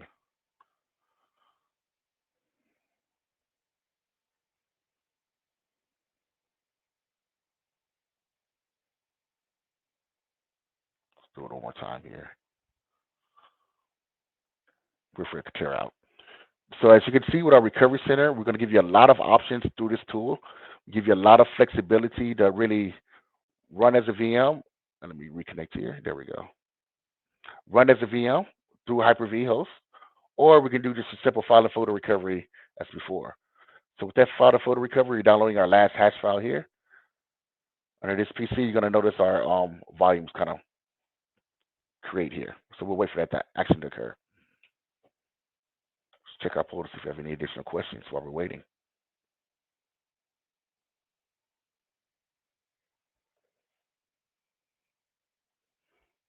So again, guys, really powerful technology, and it's all about flexibility for your techs. Your techs have the ability to log into the partner portal to do recovery, or they can carry this tool around them as part of their toolkit, and anywhere they have internet connectivity, they can always do recovery from the vault or from the local cache if you have that on the client side. So we're creating those volumes here for my file and photo recovery. So it should pop up here pretty shortly. And guys, I'm running all of this on a Windows 10 desktop, almost a Nook. So my Windows 10 operating system, I enabled the Hyper-V role. So this is actually not using a lot of resources. This tool is pretty unintrusive. I mean, you don't need a super server to kind of do this type of restoration. We can run on the bare minimums. So we're creating my 2 disks here for my file and photo recovery, for my 2 volumes here. And we're going to rename them to Z and Y, Y and Z. We should be able to access those files and folders here.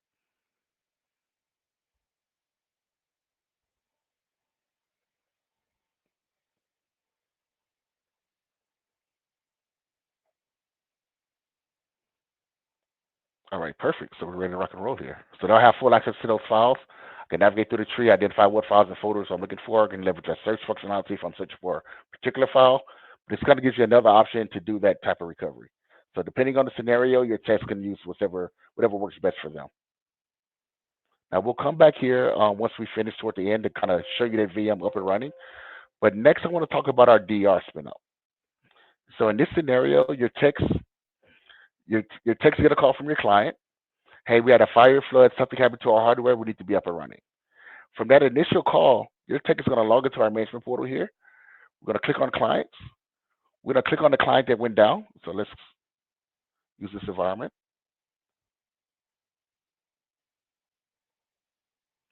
Once you're in that client's world, once we load here, you're going to have the ability to use our recovery wizard to the top right. We're going to select that.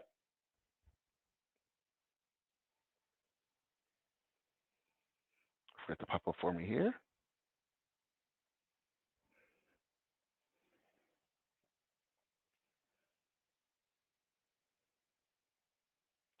Takes a second. There we go.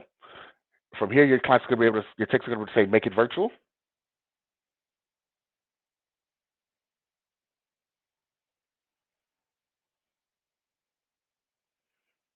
And then from here, we're going to be able to start a virtual office.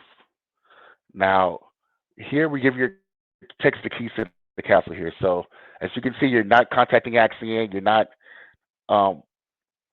waiting on us to initiate that virtual office for you. As soon as you get the call from your client, hey, we're down, we're going to get you up and running here. Now, from here, I already have the virtual office going. We're going to give you an option to put this in test mode or production mode. We'll come back and show you that later. Now, we give you 30 days per calendar year to use this service included with your contract. So a lot of our partners, they use 20 days to put it in their back pocket for their true DR scenario and use the remaining 10 days for DR testing throughout the year. Again, it's your time. Use it as you see fit. Now, to assist you with this spin up, we're going to provide you with runbooks. Now, think of your runbooks as a template of how you want that environment to boot. You can have as many runbooks as you need for any types of scenarios that you can think of for that particular client. We'll walk you through a runbook creation here to load. Try it one more time. There we go. So we'll edit this runbook. Step 1, we're going to give this runbook a name. Step 2, we're going to select what devices you want to include within this runbook. So you may be protecting 20 devices. Sorry, here. There we go. Let's do it one more time here. So you may be protecting 20 devices for a client, but you only need 8 of those devices for a DR scenario. So here you'll be able to click those 8 devices that's important to you. Once you have those devices selected, we'll click next. Next, we have our boot order. We're going to provide you with 3 priorities, high, medium, and low. And this gives you the ability to categorize what servers go in what priority. In this example, I have 3 servers in my high priority. We're going to say my GTX server is my domain controller. I want that to boot first. So for these other 2 devices, we're going to put a 15-minute wait time. When I kick off this script, we're going to start with my high priority, starting with my GTX server, my domain controller. We're going to wait 15 minutes, then boot these 2 servers. Then we're going to go to my medium, follow those instructions, and then to the low and follow those instructions. This gives you the ability to really create that staggered boot order needed for each of your customer environments that you're managing. Now, for each of these VMs, we can allocate 16 cores and 32 gigs of RAM. And if you have any static IP addresses assigned, we're going to keep those static IPs assigned to these VMs running in the cloud. So you don't have to make any changes. Next, we're going to have our network orchestration. Here, we're going to recreate the network that went down. So we're going to provide you with our gateway, subnet mask. So you're really creating the network that went down. If you need to add VLANs, you can here. We're going to enable outbound access if needed for internet communication. Our last, 5th, and final step here, and let me cancel this out. There we go. It's going to be a user connectivity. Here, we provide you with tools for connections for your users. So for a single user, we provide you with SSL VPN client, an SSL VPN client. This is a Juniper Pulse client that we provide for you. We support 70 concurrent users. So you set up your network settings here. And then at the bottom, you create authentication for your users. We can create those username and passwords manually. Or if we have AD running in our cloud or any hosted anywhere else, we have them hit that AD server. That way they can use the same username and password that they're familiar with. Once you have this all set up, we're going to provide you with a URL. You're going to give that to the user working from home. They're going to hit that URL from their home device. They're going to authenticate. Once authenticated, we're going to silently install a Juniper Plus client to that device. Once activated, they'll have access to these servers running in the cloud. So really smooth process. Our next option for deployment is going to be our site-to-site VPN. So this is going to be for that scenario where, hey, site A went down, everybody work at site B.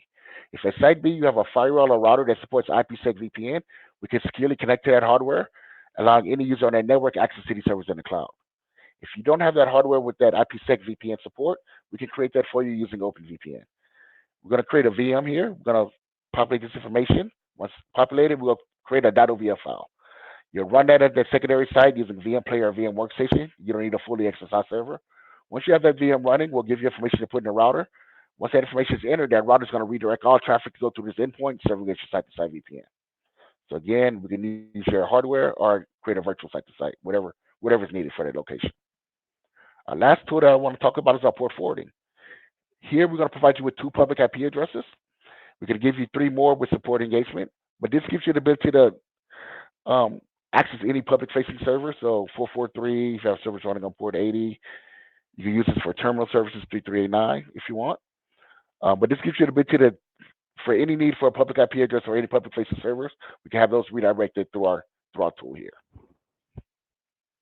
Once you have your field settings configured, we're going to click Next. We're going to provide you with a summary, and we're going to finish editing that runbook. Now, once you have this runbook created, at any point in time, whether you're doing a DR test or running in production, you can select your runbook. So let me select the runbook here. We'll say Run Runbook, and we have the ability to spin it up in test mode or production mode. We'll spin this up automatically based on your instructions and have you up and running within a 1-hour SLA. So now, as you do your DR testing throughout the year, we can make your team more efficient. Instead of your team spending 8 hours doing 1 DR test for a client, you can really quickly spin up 5 clients at once, validate those checkings, and you're done within 4 hours. So again, making your team more efficient, and especially in the DR scenario, you're allocating, you have one button to press, we're spinning those environments up, and you just go on to your end users and ensure that they connect to the environment. So guys, I want to thank you again. I know this is a quick demonstration of our technology. Let me show you a VM up and running here from our, connect here. Show you our VM running from our host here. So now we're off and running on that VM. We can access this VM running and kind of give you full control of that VM here, now that we're virtualized. So again, our X360 direct cloud tool is very powerful. We give you a lot of options for recovery and flexibility on how you want to deploy, whether you use our direct to cloud feature, which I showed you today, or you go through a local appliance, the traditional way via local appliance. Awesome, guys. Well, Marcus, I think we did it. I think we got it done in the allotted Yeah, time. Awesome. So let me figure out how to stop sharing here, and we can move on. All right, let's see. All right, does that work? Awesome, guys. So let's look at while we're waiting on Caitlin to come back here. I think we got most of the questions answered within the queue here. What are you guys' thoughts? Do we have anything that we're missing? Let's see.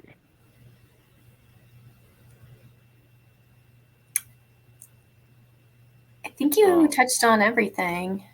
Yeah. Advantages of Axcient versus Acronis here. So I'm going to answer that one for you, Josh.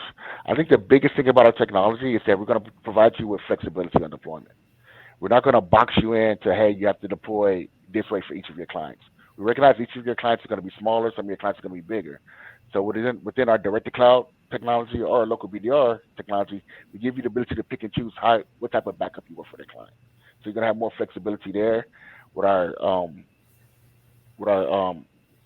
pricing here, that's going to be another feature. We're not going to price you based on storage. You're going to price you based on device, which is going to go a long way. And also, I think just the way we back up with our chain-free backup technology and our air gap technology, you're just going to get the best of both worlds here. All right, and public cloud backup. Okay, the last question from Ron, does public cloud backup O365 public folders? Unfortunately not. We're not backing up public folders. With our cloud technology, we just focus on mail, calendars, contacts, OneDrive, SharePoint, and Teams documents, and data. Awesome. I think we got everything. All right, thanks, Vin. Okay, awesome. Thank you, Marcus and Tim. So as we wait for the folks who joined the other session to make their way back to the main room, I just wanted to give sort of a brief update on where we are in the agenda. So we just finished our technical sessions. We now are heading into a session with Larry Walsh, CEO of Channelnomics.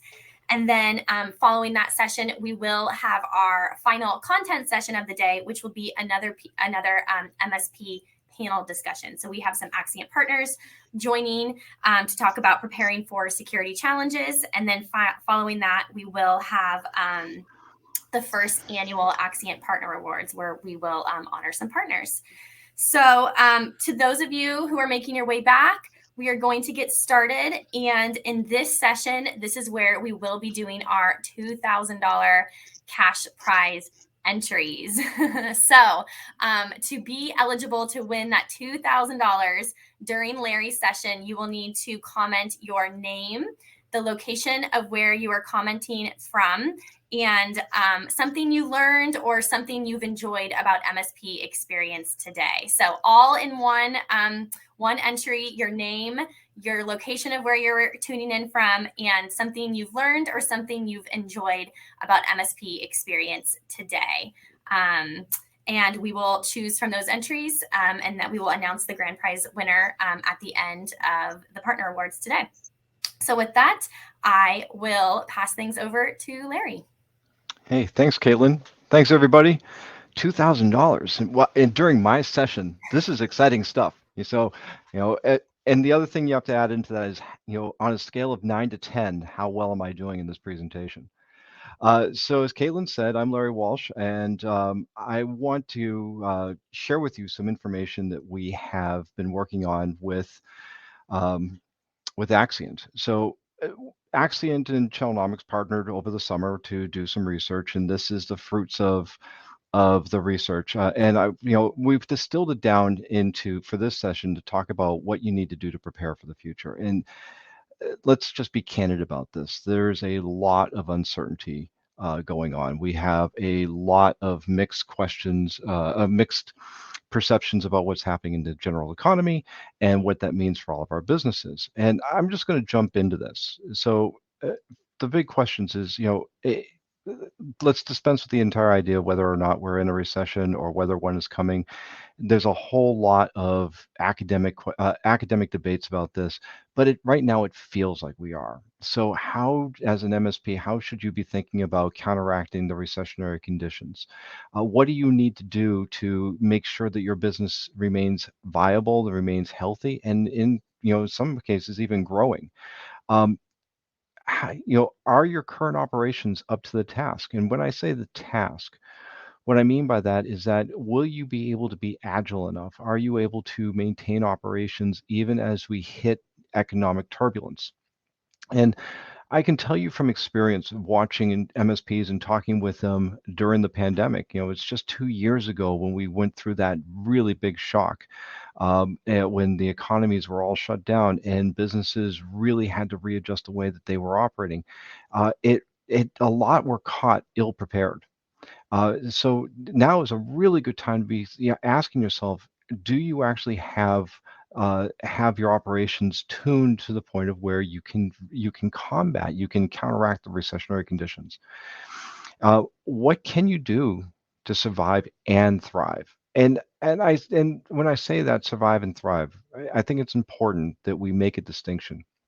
It's not enough to survive. We really have to think about, how do we make businesses work even better, even when they're experiencing these types of economic challenges. Your customers are going to be feeling the same pressures that you will. So what is it that you need to do, not just to survive through this, but also to thrive? And thriving means helping your customers do as well as you are. What can you do to help your customers? And as managed service providers, you can do a lot.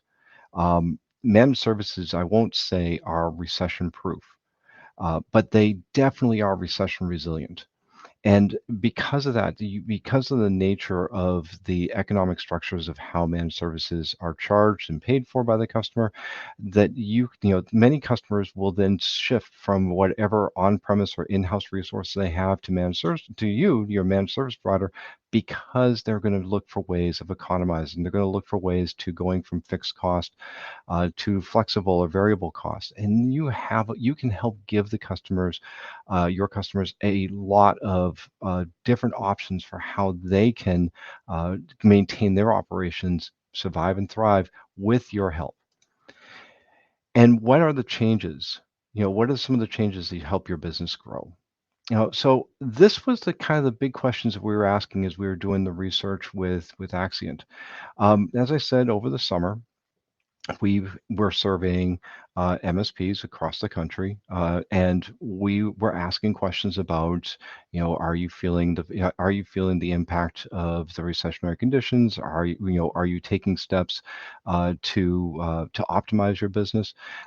We went out and we talked with more than 300 MSPs about this. And it was really remarkable. The results are actually really telling. There's, the MSPs are really the backbone of the industry now. The average MSP that we spoke with generates between $5 and $10 million a year in annual revenue, and a lot of that revenue is based on business continuity and disaster recovery. And the questions we were asking, the data we generated, were really to provide us with directional guidance on what do we need to know to help provide you with the insights that you need in order to make sound decisions on insulating your business and driving it to another level, despite the headwinds that we expect to be encountering. So I'm going to dive into this, and I hope we are able to have a little bit of dialogue with in the questions as well. But I want to start by sharing what did we learn about the state of managed services and business continuity and disaster recovery. A few things is that security and BCDR are consistently top 10 growth drivers. We hear this a lot at Channelnomics. We do dozens of surveys a year of businesses like yours. We're constantly probing to understand what it is what are the customers asking of you? What are you seeing as your opportunities to grow your business? What are the things that are driving your revenue growth and your profitability? Security is always a top 3. We see this all the time, is that because security is a persistent issue, regardless of the state of the economy, hackers and black hats and bad actors, they don't care. They are always going to be trying to probe and penetrate and compromise networks, compromise data, whether they're good times or bad times. So security is always an omnipresent, persistent issue. BCDR is also in the top 10. It rises and falls, and every now and sometimes it will go to number 1, sometimes it will go to number 5, but it's always in the top 10. It's a very important component, and it is a complement to the to security as a driver. The average MSP that we spoke with, that we surveyed, supports between 100 to 150 customers. There's probably most of the MSPs that we're surveying are supporting anywhere between 1,500 and 2,500 seats or devices, all with BCDR. And again, you'll see this in a moment. BCDR is a critical element to the MSP service delivery equation. 96% of the MSPs that we surveyed said that BCDR is important to their business, not just important, but important to their future viability. That it is truly, because it is a linchpin of their value proposition, that it is, not to have it and not to have it operating well would severely crimp their ability to execute, their ability to remain able to deliver a value proposition. 74% of the MSPs we surveyed said that they expect BCDR sales to increase in the next 12 months. In fact, it is going to be one of those things as the economy tightens up, as businesses start to feel a strain, as they try to do more with less, they are also going to try to insulate themselves, and they're also going to try to protect their data and their infrastructure. And one of the ways they're not going to skimp out on is business continuity and disaster recovery. And we know from history, and they know it as well, is that businesses that fail to protect their data typically fail. Or if they don't fail, they suffer enormous amounts of pain, short-term and long-term. The average MSP, I told you there's a reason why BCDR is important to this equation, is that the average MSP generates between 26 and 30% of its gross revenue from BCDR services. So if you think about this, is that the average MSP is generating between $5 and $10 million a year in gross revenue. About a quarter to a third of that is somewhere between 1.2 and $3 million of that is being generated by BCDR alone. It is a substantial amount of revenue. No, and it's little wonder why this is such an important topic and an important technology. There are challenges though. And just because BCDR is a growth driver, just because it is a substantial source of revenue, it does not mean it is worry-free. 36% of the MSPs say that their BCDR systems, the ones that they have today, remember, keep that, I did not misspeak there when I say the ones, but the systems that they have today are inefficient, that they are difficult to operate, that they are not up to the task to operate at a high level of effectiveness, to be able to deliver the value that the customers expect, to be able to scale in a way that is meaningful to the MSP. 23% say their BCDRs lack key capabilities and they have gaps in the functionality. And this is really an important point because the MSPs are what the MSPs are telling us is that their current systems don't have all the capabilities they need to meet the customer's expectations or to address the issues that they're encountering. Another 19% tells us that the BCDRs that they have in place are too complex or too difficult to operate. Complexity is the enemy of smooth and efficient business operations. And what you'll see in the research that we've done is that this translates in a number of ways that are not typically seen by the outside world.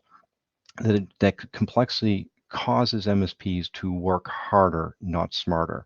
And the old expression saying that you should work smarter, not harder, really can't be applied in this context because of the complexity and the inefficiencies of these systems.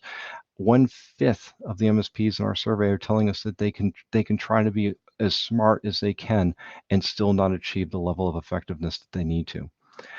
14% say that their BCDR systems don't provide a clear avenue for growing their business, that they just are not capable of providing the systemic support, providing the value or enhancing their value proposition to drive net new business and to generate new revenue. And then 9%, or 1 in 10, tell us that their current systems are just too expensive to operate.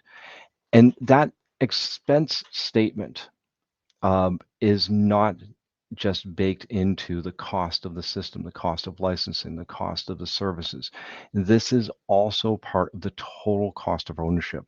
That when they're telling us that they're too expensive, it's because of, think back up the stack here to complexity and functionality, that is just simply too expensive to them on the back side of the cost, their labor, their training, their overhead costs. It adds up to a point where they just say it is becoming counterproductive to the soundness of their business. Redundancy is part of this inefficiency problem. And this, I will tell you, is one of the things that really did surprise me when I got the results back of this survey. And I've heard this because I've been following managed services for 15 years. I've followed the backup space since it's, the backup services space almost since its inception. And I heard this back in the early days that MSPs were using multiple BCDR systems because they were treating them as products. So if somebody didn't like the price of one, they just roll over and present another one. Well, that's not the way it really is today. Today, it's more about functionality, so that they're operating multiple types of BCDR to be able to address the different customer needs or the different scenarios in which they're doing service delivery. Here's the surprising part.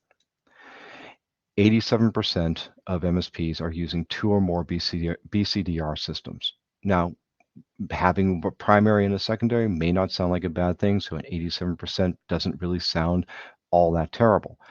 53% though are using 3 or more systems, and 26% are using 4 or more. And the reasons why they're using multiple systems is because of the gaps in functionality, the inefficiencies in some that are compelling them to have redundant systems to meet needs that they can't meet with one singular system, or at least the way that they perceive it that way. There is a substantial cost associated with BCDR inefficiency. So increased operational complexity. If you're operating multiple BCDRs, that means that you have to invest more in training. You have to invest more in people. You have to have redundant and overlapping policies and processes.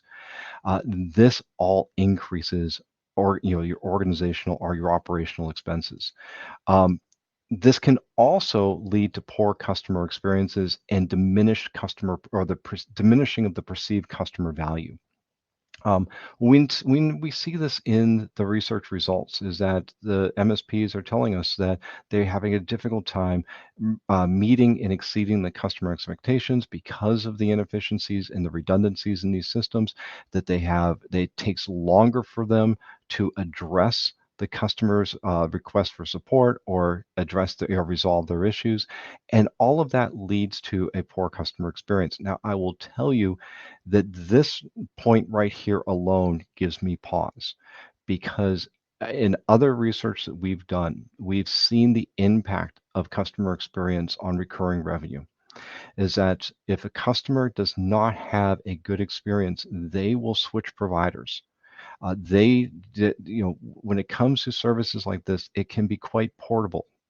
And the customer doesn't have a problem in moving to another provider where they perceive that they are getting a better experience. Customers want to have a superior experience with their providers, and they base their renewals and they base the expansion of consumption of more services based on their post-sales experience. You can do a lot of things leading up to the point of the transaction when this contract is signed, but the customer is evaluating you based on what happens over the term of the relationship.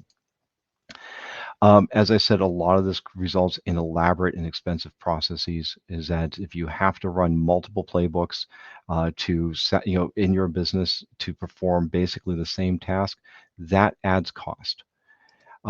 There's higher operating costs associated with, as I noted, the licensing, the service fees, sometimes even where the data is being stored. So a lot of this results in aggregating up more costs, and those costs either have to be absorbed or passed on to the customer. Also can result in lower renewal rates. As I said, the customer is going to evaluate you based on their experiences, and whether or not they're going to renew, or whether or not they're going to renew with you and give you and challenge you on the pricing, is all going to be resulting on how efficient you're servicing them. And of course, there's higher labor cost. Is that with multiple systems, you have to either have multiple teams, or you have to be training and maintaining your teams in such a way that they are able to operate across multiple systems. So it's all really substantial.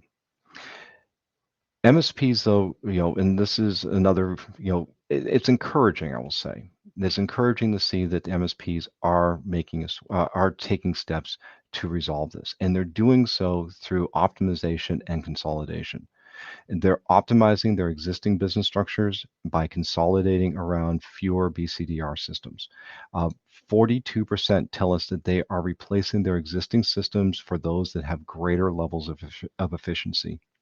They're looking for it. They're not standing by and just trying to make do with whatever inefficient or makeshift systems that they have in place today. They are looking actively for replacements, ones that will give them the functionality, the ease of use, the time to market that their customers demand, and at the same time also reduce their operational burdens and their cost. Another 40% say that they're consolidating and replacing their BCDRs for more cost-effective systems. So cost effectiveness is exactly what I was describing on the last slide, in that they're looking for things that are going to allow them to move faster, to be able to be more agile, to scale their business more, and to service their customers faster. So you can see that there's a lot of movement that's happening as a result of all this inefficiency. And now is really the time. If you haven't thought about this before, now is the time to be thinking about what can you do to reduce your footprint, so that you have greater levels of focus, more efficiencies on your operations, and then also, translating that into more effective or a more cost-effective means of operating your business. So we did ask because it's important to learn from those that are truly practitioners. So we asked, well, what is it that MSPs are looking for, to develop this level of success? What is it what are the technical attributes that MSPs believe will drive their business to a higher level of performance? Well, first things that they're looking for is cloud virtualization as a backup. They're looking for a cloud-first solution. They're looking for providers that will allow them to have the seamless service delivery and allow them to put their customer data and not just into a cloud environment, but also into a secure cloud environment, so that there is a greater level of assurity that the data is not only protected, but the integrity remains high. The second thing is that they're looking for unlimited cloud-based storage. And this is, again, another important cost consideration. We hear this a lot. There's new studies that have been out there that there are a number of companies that are looking to repatriate their infrastructure from public clouds to either the private or hybrid clouds because of those toll charges, the IO rates that they charge on. They don't, the cloud companies make money on how much data moves in and out of their systems. What the MSPs are telling us is that they can't afford to have variable costs. They want to be able to have unlimited cloud storage so that they know that when they set a price, that price will remain good for the duration of the service engagement. They want systems that will provide quick and easy backup. If you were just on watching the demo, I have to tell you, I am not a practitioner. I'm an analyst. I watch, I observe, I study, and I see these systems, but I'm not the guy who's actually going to be able to tell you how to work them. But after watching that the demo in the last session, I was like, God, I could do that. That's easy. And that's what a lot of the MSPs are telling us. They want quick and easy, because easy or frictionless operations means that they're able to do more with less. More with less means more time on their hands, which means that translates into either lower cost and higher profitability. So quick and easy, another big important consideration.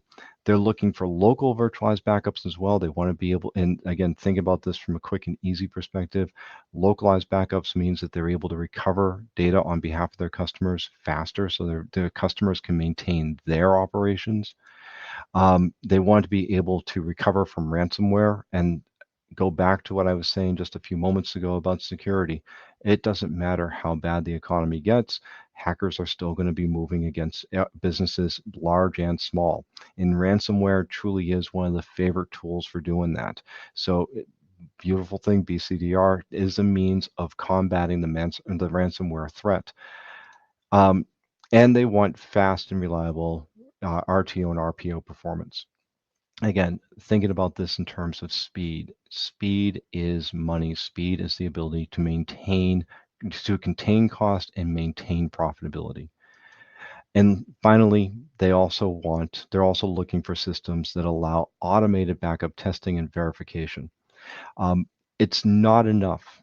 It's not enough to say that you have backed up a system. It's to be able to know with assurance that the data has been backed up, that it is available, and that it can be recovered quickly. I started my career as a security specialist. One of the first things they taught me was the CIA triad: confidentiality, integrity, and availability. And that's what BCDR is all about, is maintaining the confidentiality of the data, maintaining the integrity of the data, whether it is just being stored and backed up in case something gets lost, or whether an organization is experiencing an attack, and having that availability, knowing that it's there at a moment's notice. So this is, thinking about all these technical attributes, these are the things that MSPs say are important to them as they're looking for these new systems to be able to consolidate and optimize around. Um, System considerations is only part of it, though. The other consideration is what are they looking for in their BCDR vendors? Well, they're looking for vendors that can provide them system performance, both efficiency and effectiveness or efficacy. They want vendors that will be able to stand by them, to be able to provide them with performance, maintain systems, to be continually updating and making sure that the MSP has the latest access to access to the latest technology. Then that technology is not only feature rich but will work. They want completeness of functionality. And again, go back to what I was saying earlier about one of the things that is hampering MSP performance, which is gaps in functionality. So what they're telling us is that they're out there, they're looking for systems that have completeness, that they're comprehensive. They also want vendors that can deliver superior technical support. And this is something that we hear all the time from resellers and service providers around the world, that they value the ability to be able to access a vendor for technical support, and they want to be able to have that access to be quick and efficient. They want extensibility and flexibility. They want to be able to move with you. They want to be, they want to be able to have the ability to integrate with other systems, to be able to extend the value and add their own value add services. They want to be able to plug in with other applications or have interoperability with other applications and other systems. Again, anything that's generating data really needs to be supported with BCDR. And they want free training. They're looking for ways of maintaining skills. One of the big things coming out of this study is the cost of labor and the impact that the cost of labor is having on MSP operations. A big chunk of labor cost now is baked in technical training. A lot of vendors charge for that, or there is a soft cost associated with training. And so looking for a vendor that will be able to provide the skills knowledge, the skills enablement at either free or low cost is an important consideration. So where can you start this optimization journey? Well, first thing I'd recommend to you is assess your current operational efficiency. Look at your licensing costs. How much does it cost you to acquire and operate the system or systems that you have in place today? What are your average times to resolution? Because this will reflect both the efficiency of your systems as well as the experience of your customers and the cost to deliver. This will also impact things like your labor and your talent expense and your training costs. And also, if you can, through all this, try to quantify what the lost business, what is it that you're losing as a result of inefficiencies and ineffectiveness. This will give you an idea of what the foundation of your cost benefit analysis as you're moving to either optimize or consolidate. The second thing is develop an action plan. So by action plan, this means what I always advise this of everyone that I work with is, don't just act, plan, provide, give yourself a roadmap for what you're supposed to do, define what your true objectives are. And by doing that, by having a definition of what you're trying to achieve, it will keep you focused on the tasks that you need to do in order to achieve those objectives. Identify, list out what are the most critical BCDR functions that are for your business. What is it that your customers are expecting? What is it that you need to deliver? And use those as tent poles for your planning and consideration process. Align whatever you do with the customer needs. I can't tell you how important it is to work backwards from the customer expectations so that you're able to deliver the services that truly reflect the value or the expected value the customers want to see from their investments. And through all this, take what you learned from the first operational assessment with your considerations for new systems and do a cost benefit analysis. Find out whether or not, calculate up front whether or not the changes that you want to make will make a material difference in your business and your business viability and future success. And then lastly, just consolidate and optimize. Select the right solutions for your business. It's hard to imagine in this day and age that there's a need for more than the 3 or more BCDR solutions. There can be greater levels of consolidation, which will lead to greater levels of efficiency. Commit to a transition plan. Make sure that you're doing this smartly so you don't have any breaks in continuity or any gaps in your own service delivery. It's one thing to try to get to a new level of performance, but getting there can often come with disruption. So you need to plan around that to make sure that your customers remain whole during this process. And as you're doing this, systems are only one piece of this. Your own operational processes are also important. So you need to also look at how do you remove steps, remove friction from the way that you deliver your services to ensure that the systems and the processes align to drive a better level of value and operational outcomes on behalf of the customer. And through all this, and this is the last thing, it's the classic wash, rinse, and repeat. Commit to continuous improvement. As you go through a process like this, as you go through to optimize your business and consolidate your systems, look at ways that you can measure performance. Look at how you can identify either gaps or problems or redundancies that you can wring out of the processes to continually improve the time to market, the time to resolution, and the customer value. All right, so finding success. A few other little tips I want to leave you with.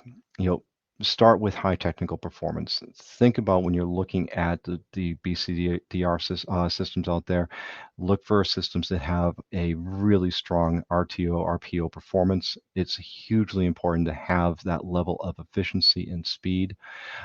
Look for systems that have greater levels of security and data protection, and always look at the level of reliability. Don't want failures. Optimize for the customer. Select the right technical solutions for the right implementations or the right use cases, and avoid system sprawl. It's really easy to get distracted. It's really easy to say that there's probably a need for another system, but really you can build smartly around fewer systems that will lead to more efficient processes and better outcomes and more repeatable outcomes. And then translate all of this into a value message. Once you go through this process, tell your customers about it. Invest in the sales and marketing so that they know what you're offering. They understand the investments that you've made, and they understand what your capabilities and your service delivery means to them. Demonstrate the effectiveness to your customers. They will appreciate it because it shows that you are working on their behalf to ensure that they have the protection and they have the support that they need to operate their business with confidence. Now, as I said, this is the information I've shown you here over the past few minutes is all a result of exclusive research that we've conducted with Axcient. We've released this report. It's available in the MSP Xperience resource page. So I'm sure if you go there, you could probably find it. But it has a lot more information in here. It talks about it has economic impact benchmarks for you. It talks about the labor and talent issues associated with MSPs and the challenges that the MSPs are facing with their teams. It also expands upon the BCDR partnership considerations and the importance of technical features, and it also helps identify MSP performance and growth targets. So there's a lot of information packed in this report, and then we wrote this and we made it available to you to help guide you during what we do expect to be some challenging but not insurmountable times ahead. So with that, I am going to leave you and give you back to this great conference. I hope you have a great event, and I look forward to getting your feedback. So with that, Caitlin. Yes, thank you, Larry. All right. Thank you to everyone who entered for the $2,000 cash prize. We are now transitioning to our final content session of the day. So this is our panel discussion, BCDR as your last line of defense, preparing for security challenges. And we will be giving out 5 copies of the Backdoors and Breaches game during this session. So to be eligible to win that, if you could please comment in the chat how often you are revisiting incident response plans to make sure it accounts for new things. So we'll post that into the chat, and if you could just chime in with your insight there, we will send you copies of Backdoors and Breaches. So joining us today, we have Kevin Hoffman, who is founder and CTO at Axcient. He will be our moderator. We have Roddy Bergeron, CISO at Enterprise Data Concepts. We have Justin Lightfoot, Director of Technology at STL Business and Technology Solutions. And joining us any minute will be Ben Jones, Director of Cybersecurity and Compliance at Central Technology Solutions. So Kevin, I will pass things over to you. Well, very good. Welcome, everyone. Yeah, happy to kick off a fun session. I thought we'd start out just introducing ourselves and sharing maybe a fun fact to keep it interesting. So I don't need to say a lot. I've been with the company since forever. And fun fact, I one day aspired to do the Leadville Mountain Bike 100, but I think I can only do about half or a third of it right now in the 12 hours. So maybe it's just a pipe dream. Why do we do? Yeah, Roddy, Justin, and Ben, do you want to introduce yourselves? Yeah, I'll go first. Roddy Bergeron, Chief Information Security Officer at Enterprise Data Concepts. We're a MSP based out of South Louisiana with offices in Lafayette and New Orleans. Fun fact about me is I enjoy barbecue championships, and I have a couple trophies. So if you ever want to test your rib game against me, let me know. I'm up for a challenge. Making me hungry. Yeah.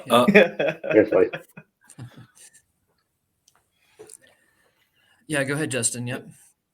Yeah, my name is Justin Lightfoot. I'm the Director of Technology here at STL. Unlike Kevin, I don't ride a bike. I mean, look at me. But I would definitely eat the ribs. So, but yeah, I've been with STL for about 7 years now, and Director of Technology over here. And yeah, that's pretty much it. Excellent. My name is Ben. I'm with Central Technology Solutions. I'm actually my 3-year anniversary is today, and so nice. in my spare time, I actually became a private pilot about a year ago. So I enjoy flying small planes. Excellent. Yeah, we got to figure out how to combine planes and bikes somehow. That's a tough one, right? So. Well, good. Well, Larry just talked a lot about how do we thrive with our customers in a market that's turbulent. And he talked about security and BCDR. And so what a surprise, this panel is going to be about security and BCDR. And, so it's no surprise risk and severity of ransomware attacks continues to escalate, and MSPs and SMBs are prime target. And so just to kick things off, how are you help preparing your MSP business with this rising threat? What's new? What's different over the last 6 to 12 months? What's some of the biggest changes? I mean, I think for me, I'll kick it off. I mean, how do you prepare for something when there's a lot of unknowns out there, right? Like beginning of this event. If we heard from a guy whose VSA got breached, I mean, who saw that coming, right? That level of magnitude.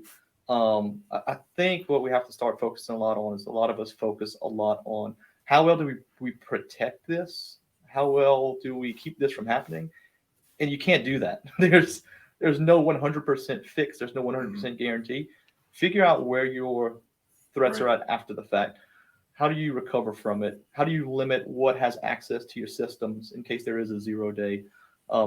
Follow a good framework, right? And just to make sure you have something that's kind of backing you up. There's tons of frameworks out there, NIST, CIS, COVID, you name it. Start cracking on that. Work on we use CIS controls here. Start with IG1, and try to get to IG3, right? That's where you need to be.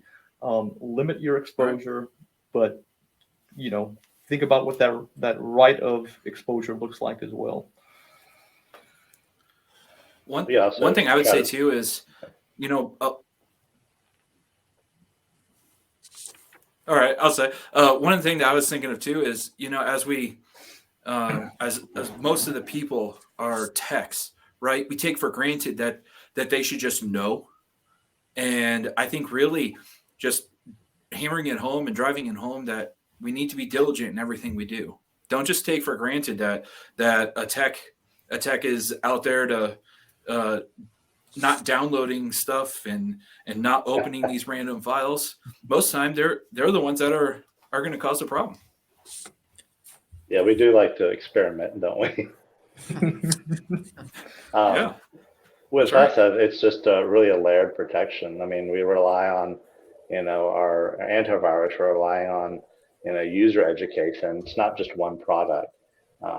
So having that final protection with a BCDR is almost key. And I guess we found that with Axcient that the cost argument is not really a thing when you can back up a mailbox for $1 or so a month, and you can use that same mailbox to back up your documents, keep everything safe. So we do that. Excellent. Yeah, I like this. It's like, yeah, with proper preparation and discipline up front, then it gives us maybe the resiliency to combat that fear of the unknown, the uncertainty. What might happen in the market. Yeah. So how are your client expectations changing with respect to ransomware resiliency? Some of them certainly maybe aren't aware, haven't been paying attention, but maybe some of them are. And just, are their expectations changing? And if so, how? Yeah. I'll say that we're using a lot of real world examples. Just the whole fact of let's take the airports, for example, right? The whole airports, just their websites were getting attacked, and they're trying to steal Windows credentials through there. And ultimately, at the end of the day, if you don't have a real world example to say this could happen to you, that people will just kind of ignore it. In my opinion, they think, oh, it'll never happen to me, or I'm too small. But at the end of the day, the other thing I'll say too is we also remind our clients, you have clients, and you want to protect your clients. So just like we're trying to protect you, you protect them. So it sounds like, Justin, you're still in the mode of educating your clients. Like, they're not coming to you as often as you're going to them and trying to help them just see the risk, understand the risk still. That's right.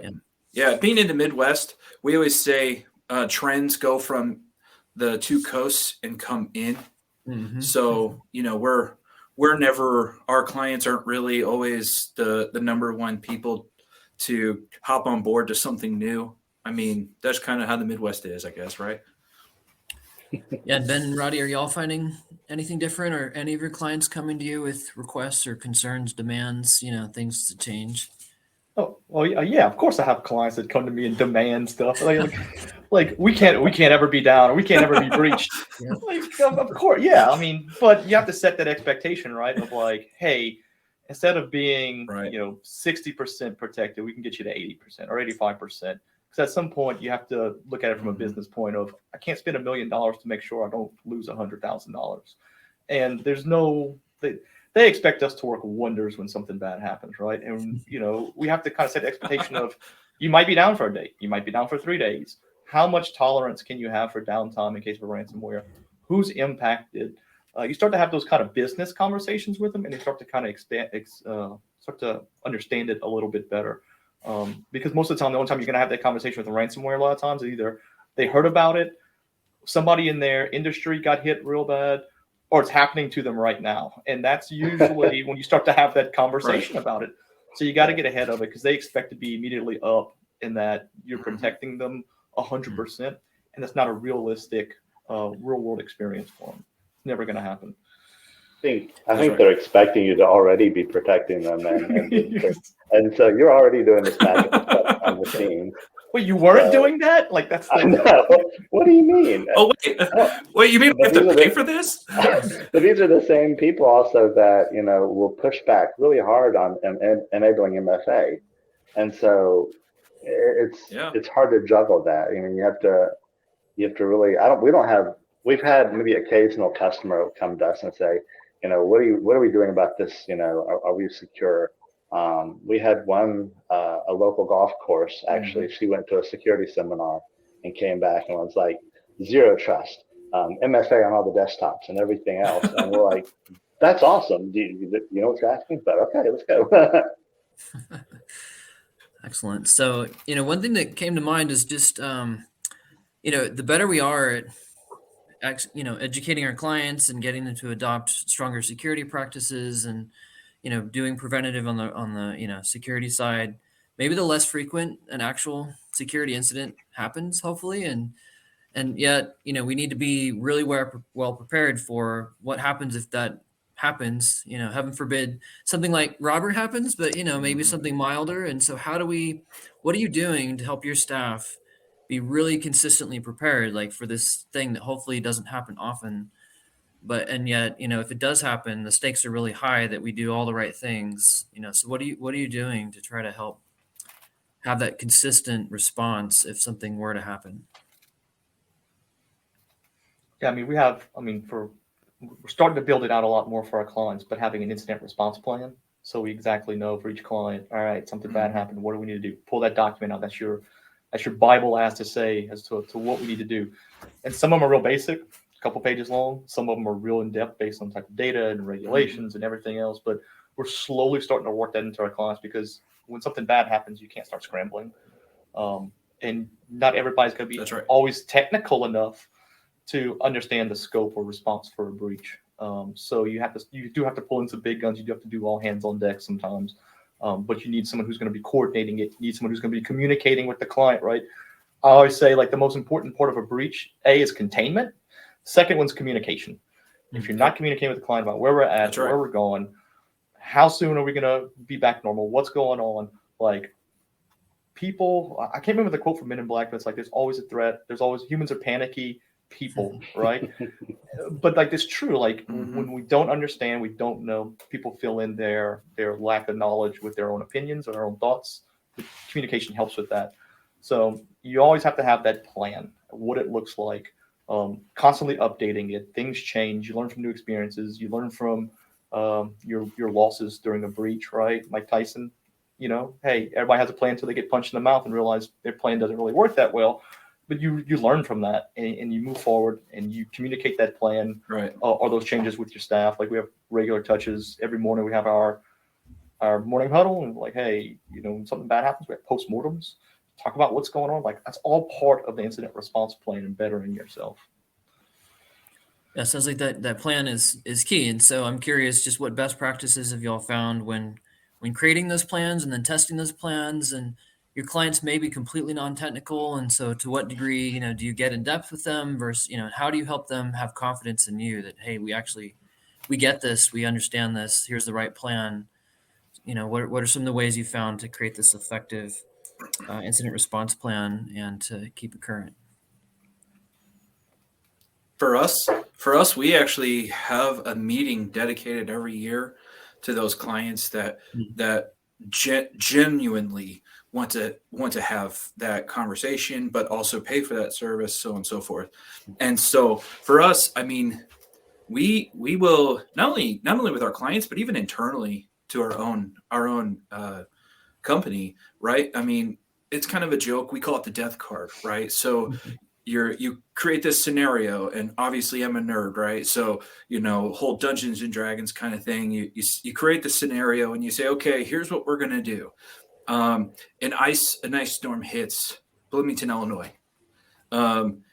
Only the people who have this card are actually make it to the office.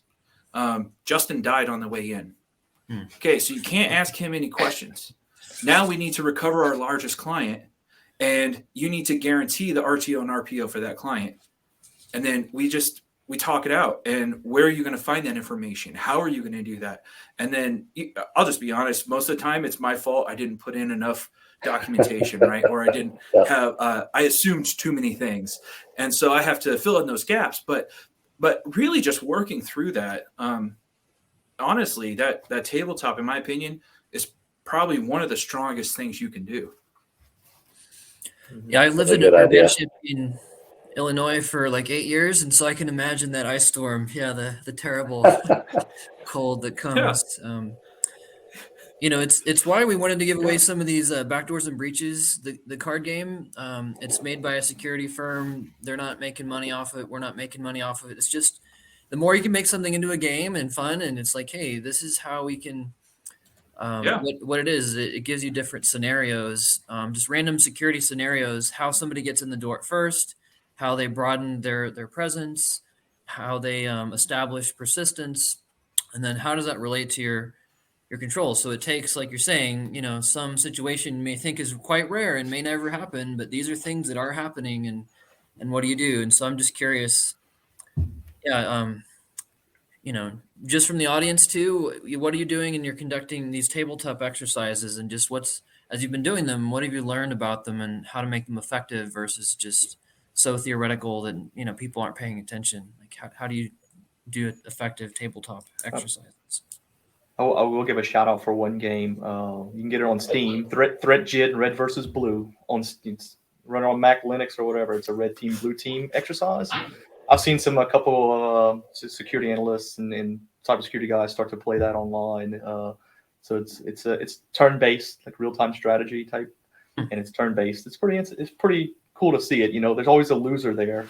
So it's fun to see. It's fun to see reactions and the different things that'll trick you up along the way, or you might be thrown a bad hand, or just this real world. Not everything always goes in your favor, and you have to be prepared for. All right, I got to go. Turn this port off on my firewall. Maybe the firewall's already compromised. And you have to deal with that scenario. So running through that and just getting those creative juices flowing is really important, because you don't want to have something static that's like, I do step 1, I do step 2, I do step 3. Mm-hmm. Sometimes it doesn't always work out, and you have to pivot, and you have to learn how to pivot and when to pivot. So that's right. Really good stuff to learn, and really just have that in your back pocket, just as a thought when you're running through your disaster recovery plan or your incident response plan, of what's not working, what is working, what happens if this step fails. And how often is it resulting in some change? Like, oh, this did find a weakness, and we got to go back and fix things, or we didn't actually anticipate this. Has it been actually a good practical tool, or is it just more of a compliance check the box sort of a thing so far? So for us, it's just a check the box thing right now. We're learning a lot more from postmortems than anything right now, of the after the facts, which isn't the best, but security is a journey, right? It's not short sprints. You're not going to get there in a day or a week or a year. Right. It's continuous improvement. It's year over year. So where we're at right now, we could definitely 100% do things better. But that's a journey that we're on right now. And I think we're all on that long journey, and we keep thinking that we see the coast and that we're almost there. We can finally hit land, and then we realize that it was just a mirage. we're still miles away from shore. Like hiking a mountain at false summit. Yeah, you get to. Yeah. Like, oh, I only climbed the first 10%. Yeah. So maybe let's talk cyber insurance. There's at least you started. Yeah, that's true. Yeah. And if we stop in the game of security, then eventually, we're going to lose. So it's just like you say, keep going. So why don't we pivot to talk about cyber insurance for a bit? That was interesting in the poll. About 2/3 have cyber insurance as an MSP. There's about 5% that said, hey, we'd like cyber insurance, but we're struggling to find a carrier that will cover MSPs, and then a good portion that doesn't have it. So just curious to see what changes y'all have seen in your cyber insurance renewals as you've been helping your clients or yourselves, and advice that you'd pass on based on your experiences. I think with as far as us, that has definitely been a challenge, getting a carrier that actually wants to cover an MSP, just because we are the keys to the kingdom. And the ones that we have been able to go ahead and get to give us a quote, the questionnaire is very intricate.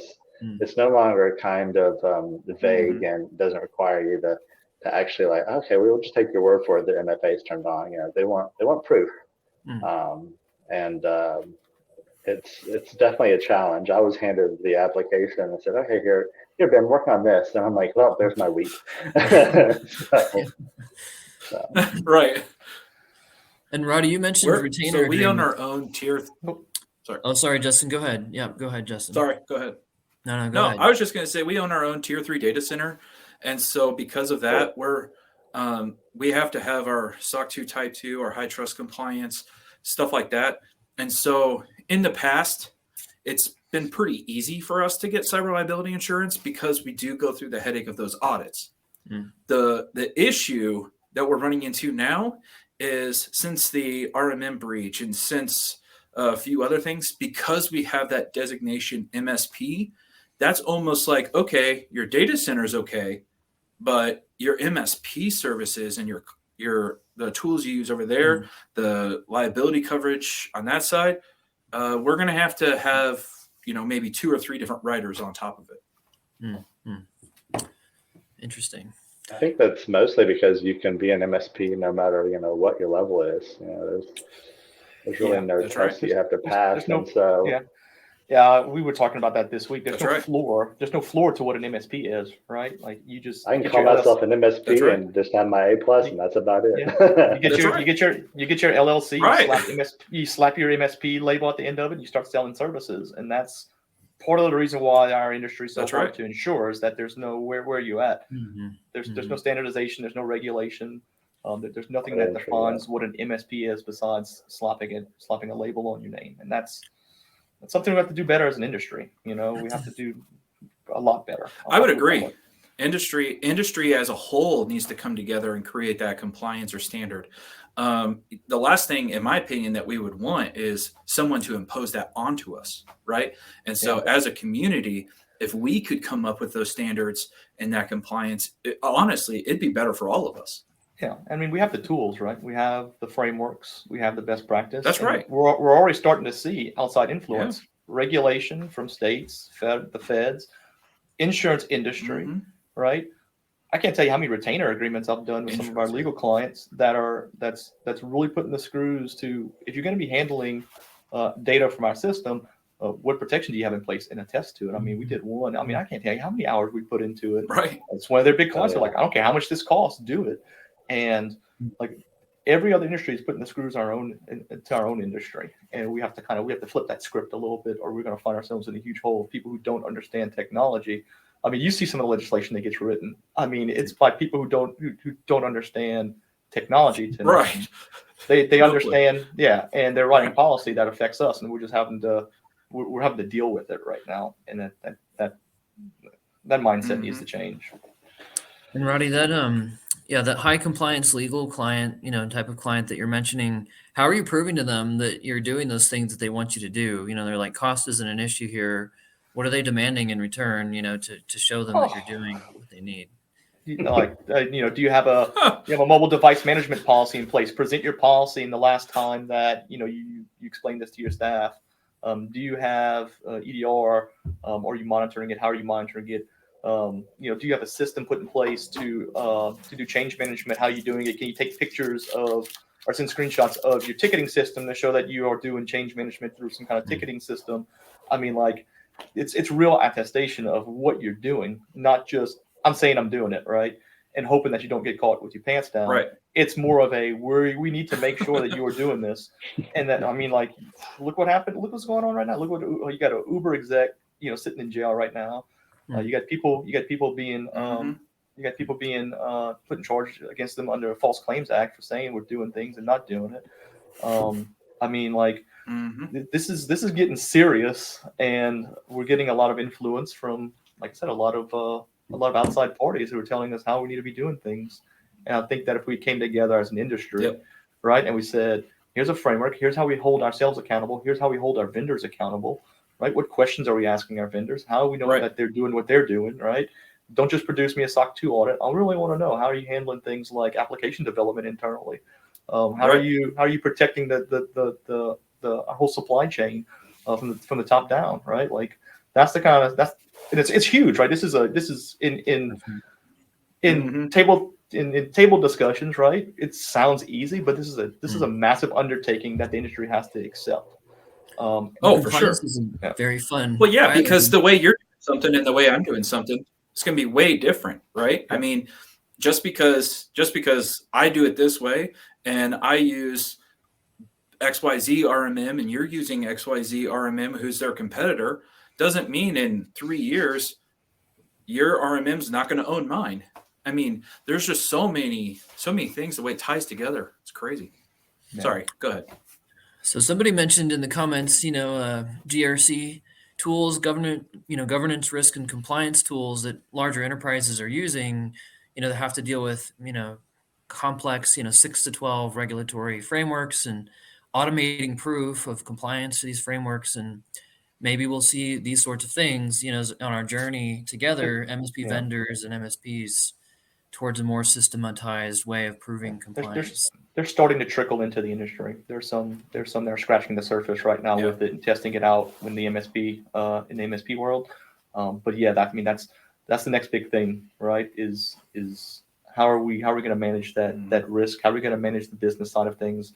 How do we communicate, dollars and cents to clients and why risk management is important for your small businesses, your 20 seats or whatever. They're worried about making payroll the next week, but that they're just different concerns. But we're going to have to step in. We're going to have to be the advisors here. We're going to have to change the mindset of, as I forget who put it best, but like, what side of the balance sheet do you want to be on, right? You want to be on the side that's considered, and this is not to knock the industry, but like, you want to be a side that's the janitor or whatever. Like, we're not computer janitors. We're trusted advisors. We should be in the same line as your legal team, your CPA, these guys that you trust to move your business and protect your business. Which side? How are you being seen by your client? And that's really I think where the industry is going to start to change. Like, the ones who are going to move into that other side of the balance sheet is going to be the ones who start to succeed. We talk about recession proofing. There's your recession proofing. You are very much needed in this. You're very much needed in this business now, because without you, our business can't succeed. And that's where we have to be. Yeah, I think we're seen as plumbers sometimes. Just call it what things break. Yeah. Yeah, we've talked about surviving. Yeah, and that's one of the biggest. No, go ahead, Justin. Yep. Sorry, I keep interrupting you every time. But that's seeing us as plumbers. That's a big deal, right? Because people want to see us as, well, I'm going to negotiate my price with you. Yeah. Because I have to have this anyway. But you're not going to call a plumber and negotiate their price. You're not going to call a doctor or a lawyer and negotiate those prices. Why would you do that with us? And standardization is the only way to make that happen. Yeah, Justin, that was the perfect lead-in, because I was going to go to standardization next. We're on this journey, highly complex regulations, requirements, volatile security landscape that's changing, the threat landscape. And so, we're not large enterprises with huge budgets and all these sophisticated tools to standardize all we do yet, but we're becoming better and better as an industry. And so we're on this journey to standardization and learning together. How do we standardize so that we are, and I believe, like you say, this will allow us to thrive in a recession environment where the client, the MSPs, as we learn how to deliver, look, we're helping you avoid data loss and remain compliant and protect your clients and your business, versus, hey, I'm just here to keep your computers on. So it's a value. So what have you found then, as you've been on your journey to standardization? What's been some of the big lessons learned and the things that have been recent that's interesting? For us, we went and started looking specifically to what vendor or what partner do we have that we can move everyone to? Who's the most flexible? Who's the one who's staying up to date? Who's the one that is allowing for multi-tenancy? Who understands multi-tenancy to begin with, right? There's people out there who are like, oh yeah, we do that, but they have no clue that multi-tenancy means I need to have a policy for this person and a completely different one over here. And so, that's obviously, I'm an Axcient guy, right? And I love Axcient. We've had them for about 3.5 years, 4 years now. And we've actually taken every Datto client out of here, and we only have Axcient now. And that's really helped with us, because as soon as something happens, a person from the service desk to professional services to a technical advisor, whoever can click a button and know, okay, I'm going to recover that, because it's standard all the way across. Yeah. I said I wouldn't use, I don't like using this term, but I told somebody I would use it during this conversation. The more tools you have and the more sprawl, I said it's hopefully they have a drink in their hand, because I said every time I use this word, you have to do a drink. But the more tools you have, right, the larger your tool set is, the more individual things you have, there's a term I hate to use, but you hear a lot, tech debt, right? It's more time you have to do maintaining different tools. It's more education you have to do. It's more training you have to do. There's more things that can go wrong, right? You have 25 different tools that you're using to try and satisfy, your CIS controls or your NIST controls. How can you bring that back in? Like, we've been doing that slowly. We're seeing where all our overlap is, and then saying, all right, we're going to kill this part of this product, kill this part of this product, move this vendor out, and start to consolidate that. And then pushing those standards down to our clients, right? Because I can't support 5 different backup products. That's outrageous. I can't do it. We don't have the experience. It's always going to be a higher level person that's going to have to get involved, because of the tier 1s and tier 2s don't understand, the other products out there. So now it's more expensive for me. I got to have a higher level guy to go understand it. So consolidating all that down, making sure your clients are in alignment with what your standards and your best practices are and your technologies goes a whole way to improving your business, right? That's in the grand scope of things. That goes back to your bottom line, right? That gives you cost savings. You can leverage those vendors a lot more, because now you got a lot of buy-in. Like, if I need something from Axcient, or if I need something backup wise, like, I'll go to Axcient, right? And you guys know me. I know I can leverage you guys. They can do a lot of business with you. So you start to see that happen, and that's where it is. It all comes back down to the bottom line of your business and where you're trying to save that money. And standardization does that across the board.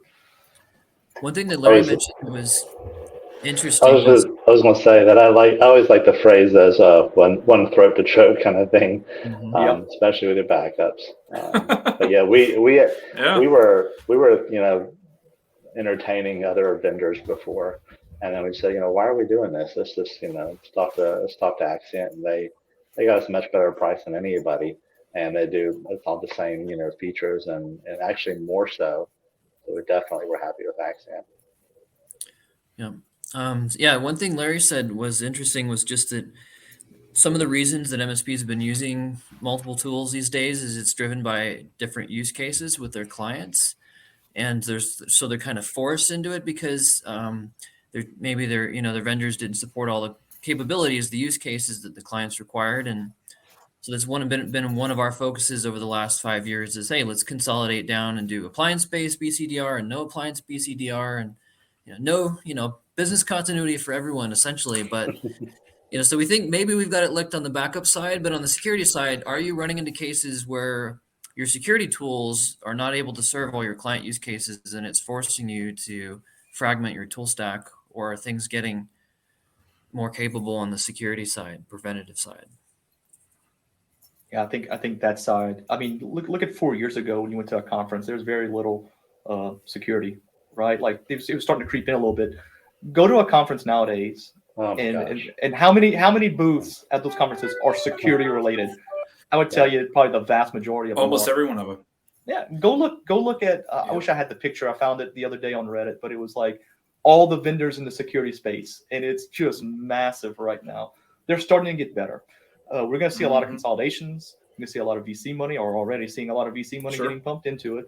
We're going to see a lot of mergers, I think, upcoming. Like, you're already starting to see. I mean, I'm not going to name the vendor, but they're buying out people left and right. And if you think it's the one you're thinking of, it's a completely different one, because that could be a number of people, a number of security vendors buying other people out right now and incorporating that technology and expanding. You got people who are traditionally endpoint software now getting into managed threat response. They're now getting into SIEM or SIEM, however you want to pronounce it. They're starting to get all these technologies and correlating all this data together, and you got a one-stop shop now for your security. I mean, you've got some pretty big players in the game right now who are starting to become your one-stop shop. And before that, it was very fragmented. You had to pull technologies. I mean, I remember our first managed security plan that we came up with. Oh, it was garbage compared to today's standards, but that's where we were at as an industry. Yeah. And that's gonna continue to keep getting better as it get tighter. Like I said, as we start to put pressure on vendors to say, I follow CIS controls, tell me where your product fits in with my CIS controls. Right. Yeah. There's people starting to do that. I know there's probably someone on this call right now who's working with vendors right now to say, hey, where are you at with that? And then when you have your CIS controls in line and you start mapping them, well, now you have to start asking which vendor meets most of those requirements for you, so you don't have too much sprawl. We've seen Pax8 do that, and but yeah, we've seen a lot of vendors that almost are pop up, and you almost think, okay, these guys are just waiting to be bought, and that was our purpose, was just come up with something, get it working, and then wait to see who bites off on it. So I think we're coming close to our time here. Just if you could go back and tell your former self 1 or 2 years ago on your journey to standardization, I wish I knew this back then before I went on this journey to standardization for security, for controls, for backup. What would you tell yourself? Go and be a dirt former. No, I mean, for me, looking nice. I mean, like, yeah. No, for me, the big thing was when your vendor shop. I'm sorry, I can't stop laughing at it. Being when you go and shop vendors, that's all right. Marketing materials are great, right? Don't live off the marketing materials. Really run your vendors through the ringer and make sure that they're meeting, they're doing what they're saying you're doing. Because I personally have made some bad decisions off of a one sheet that was given to me, and I mean, I complain about it now, but I was one of those guys. Like, don't be fooled by the steak dinner and the handshake at a conference. Like, make sure you still have to have, you can still be friends, right, but you still have to put the screws to them and say, hey, we want to make sure that you're doing what you're saying you're doing, and that we reevaluate this relationship every year. So be diligent with your vendors, is what I guess the take back from that is. Excellent. Yeah, Ben, Justin. Mine would be similar. It would just be, mine would just be, don't settle. Know what you need to know to make the right decision. And if it doesn't fit, just move on. There's always something else out there. And usually there's something else out there. You find it because you had to replace your old vendor because they screwed up. Yeah. I totally agree with Justin. One would be, read the fine print of that contract, make sure, that it's not going to automatically renew for so many years. And two would probably be, just make sure that don't be afraid to look around. Don't become complacent with one tool just because, that's what I'm used to. Because there might be something that does something just totally better, and it may be cheaper, it may be a little bit more, but it'll be worth it in the end. Yeah, we have this incredible, vibrant community with MSPs helping each other, and the more we can learn from each other going back, it's like, sometimes we feel alone. It's like all these things and laws changing and compliance frameworks and all these things happening, but we have this incredible community. And so learning from those who are smarter than I am, there's so many that have walked the same path before. So how do I learn from them? The more that I can learn from them, the better I'll avoid the hard mistakes. And so I think, that, I'd love to go back and tell my former self, here's all the mistakes you're going to make, and please don't make those mistakes. And so, hey, fail forward, right? That's what I always say. Exactly. That's right. That's right. Well, very good. So I think, I don't know, Caitlin, if we've got a few more minutes for time here with questions, or if we're at the end, but. We are actually right at the end. Excellent. Wonderful. Nice. Well, thank you. Yeah, Roddy, Justin, Ben. Thanks for nicely the done. chat. Appreciate it. Thank you. Thank you for having us. Yeah. Thanks. Great. Thanks, everyone. All right. So we are heading into our partner awards.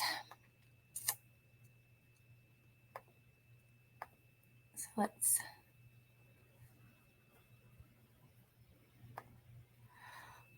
Pull this up. Okay, so this is our first annual Axcient Partner Awards. This is something new that we've added to the agenda for 2022. We have not done this at the previous two MSP experiences, but we were excited to bring more partner interaction and more, partner community to the forefront this year.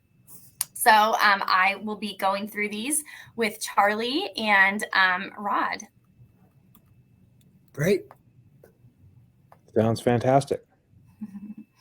So the first award that we have here is the Most Engaged Partner for 2022.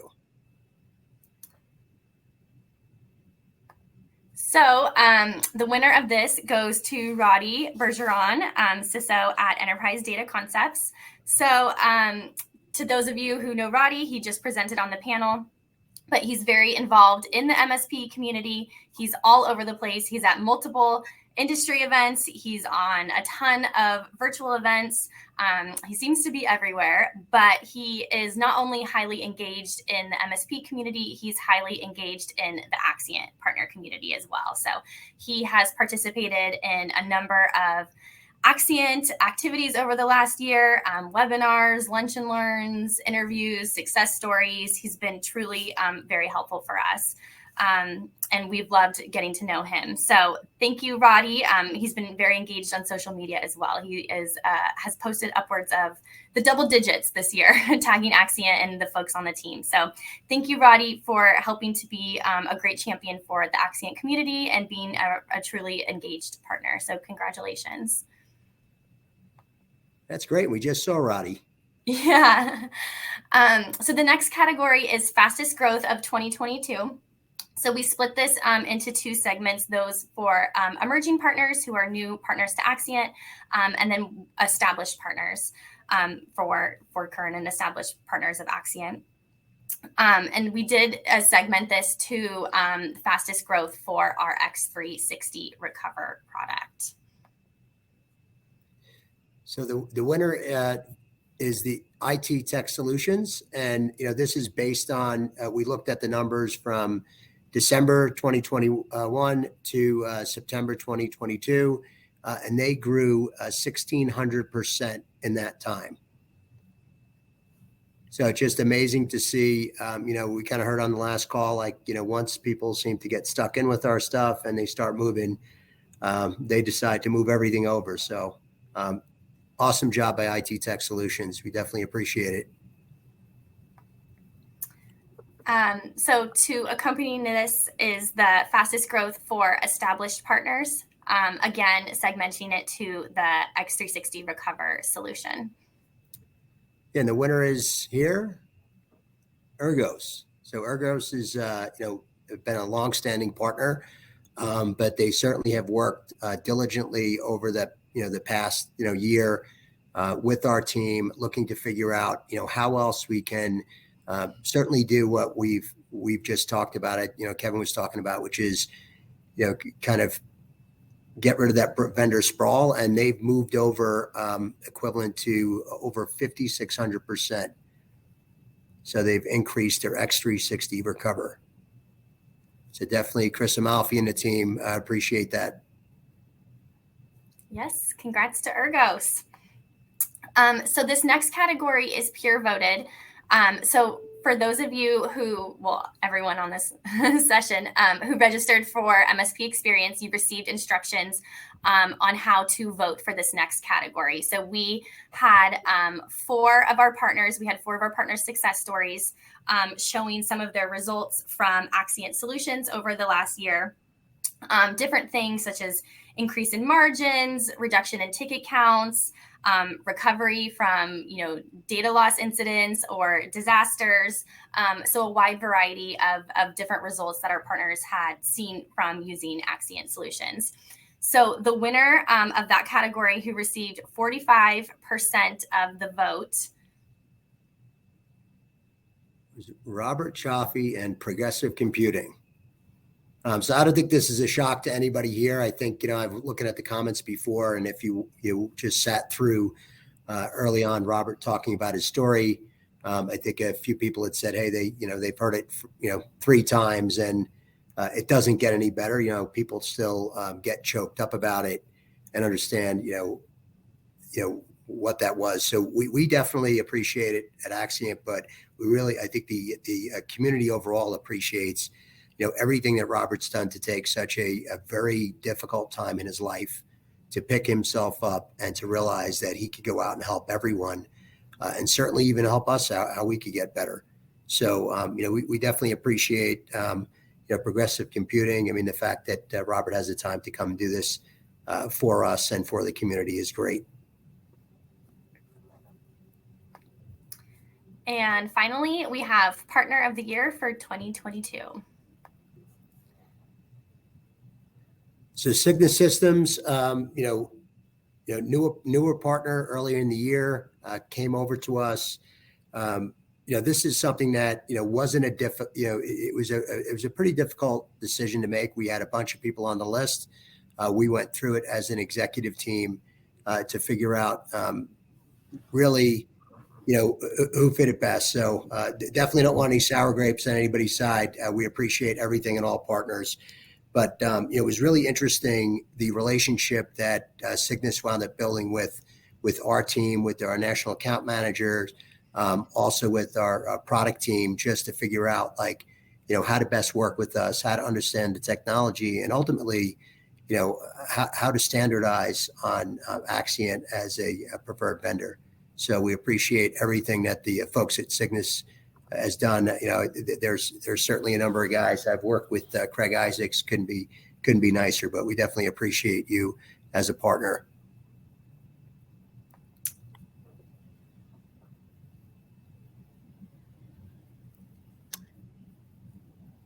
Great. Well, I think I am going to jump in here and say thank you to all the partners. I threw a few notes in the comments. Some amazing stories today. It's been unbelievable to see all the interaction in the comments, and hearing all of the stories and comments from all of our panelists has been really great. I do want to thank Caitlin and Olivia, who's behind the scenes, for executing this event today and having everything go off incredibly well. This has been great, and I know both of them put a lot of time into making this happen. So I wanted to thank them for their very successful efforts. And I want to thank all of you for being here today and choosing to spend time with us. It looked like we had really good engagement through the event. I certainly learned a lot listening to what everyone had to say. I hope everyone else feels the same way. And I just wanted to say thank you again, and I'll look forward to meeting as many of you as possible in person in the very near future. I'll turn it back over to Caitlin. Great. Well, thanks, Rod. And thank you to all of our partners. This event is truly for all of you. So it's special to be able to highlight some of our partners' success, but also to be able to build relationships with all of you and see all of your engagement in the chat. So just a couple final points while we wrap things up. We do have the winner of the $2,000 cash prize. So that is going to Dan Hindi with Silicon Valley Systems from California. So congratulations to Dan. We will be in touch after the event today to finalize some details and confirm receipt of that prize. We do have a post MSP Xperience survey coming your way that should hit all of your inboxes shortly. So please take the time to fill that out and let us know what you liked and what you didn't like from this year's event. We do look at that feedback, and we relied really heavily on the survey results from last year with some of the format changes we made this year. We heard that you wanted more technical content, so we brought that to you. We heard a little bit more focus on Axcient, so we tried to incorporate that too. So please let us know what you thought so we can take that into account for our planning for 2023.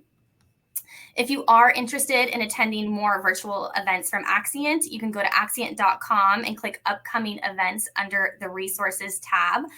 There will be events that you can join there. And then finally, we will be attending IT Nation Connect in Orlando next month. So if you will be there, please stay in touch with the Axcient community.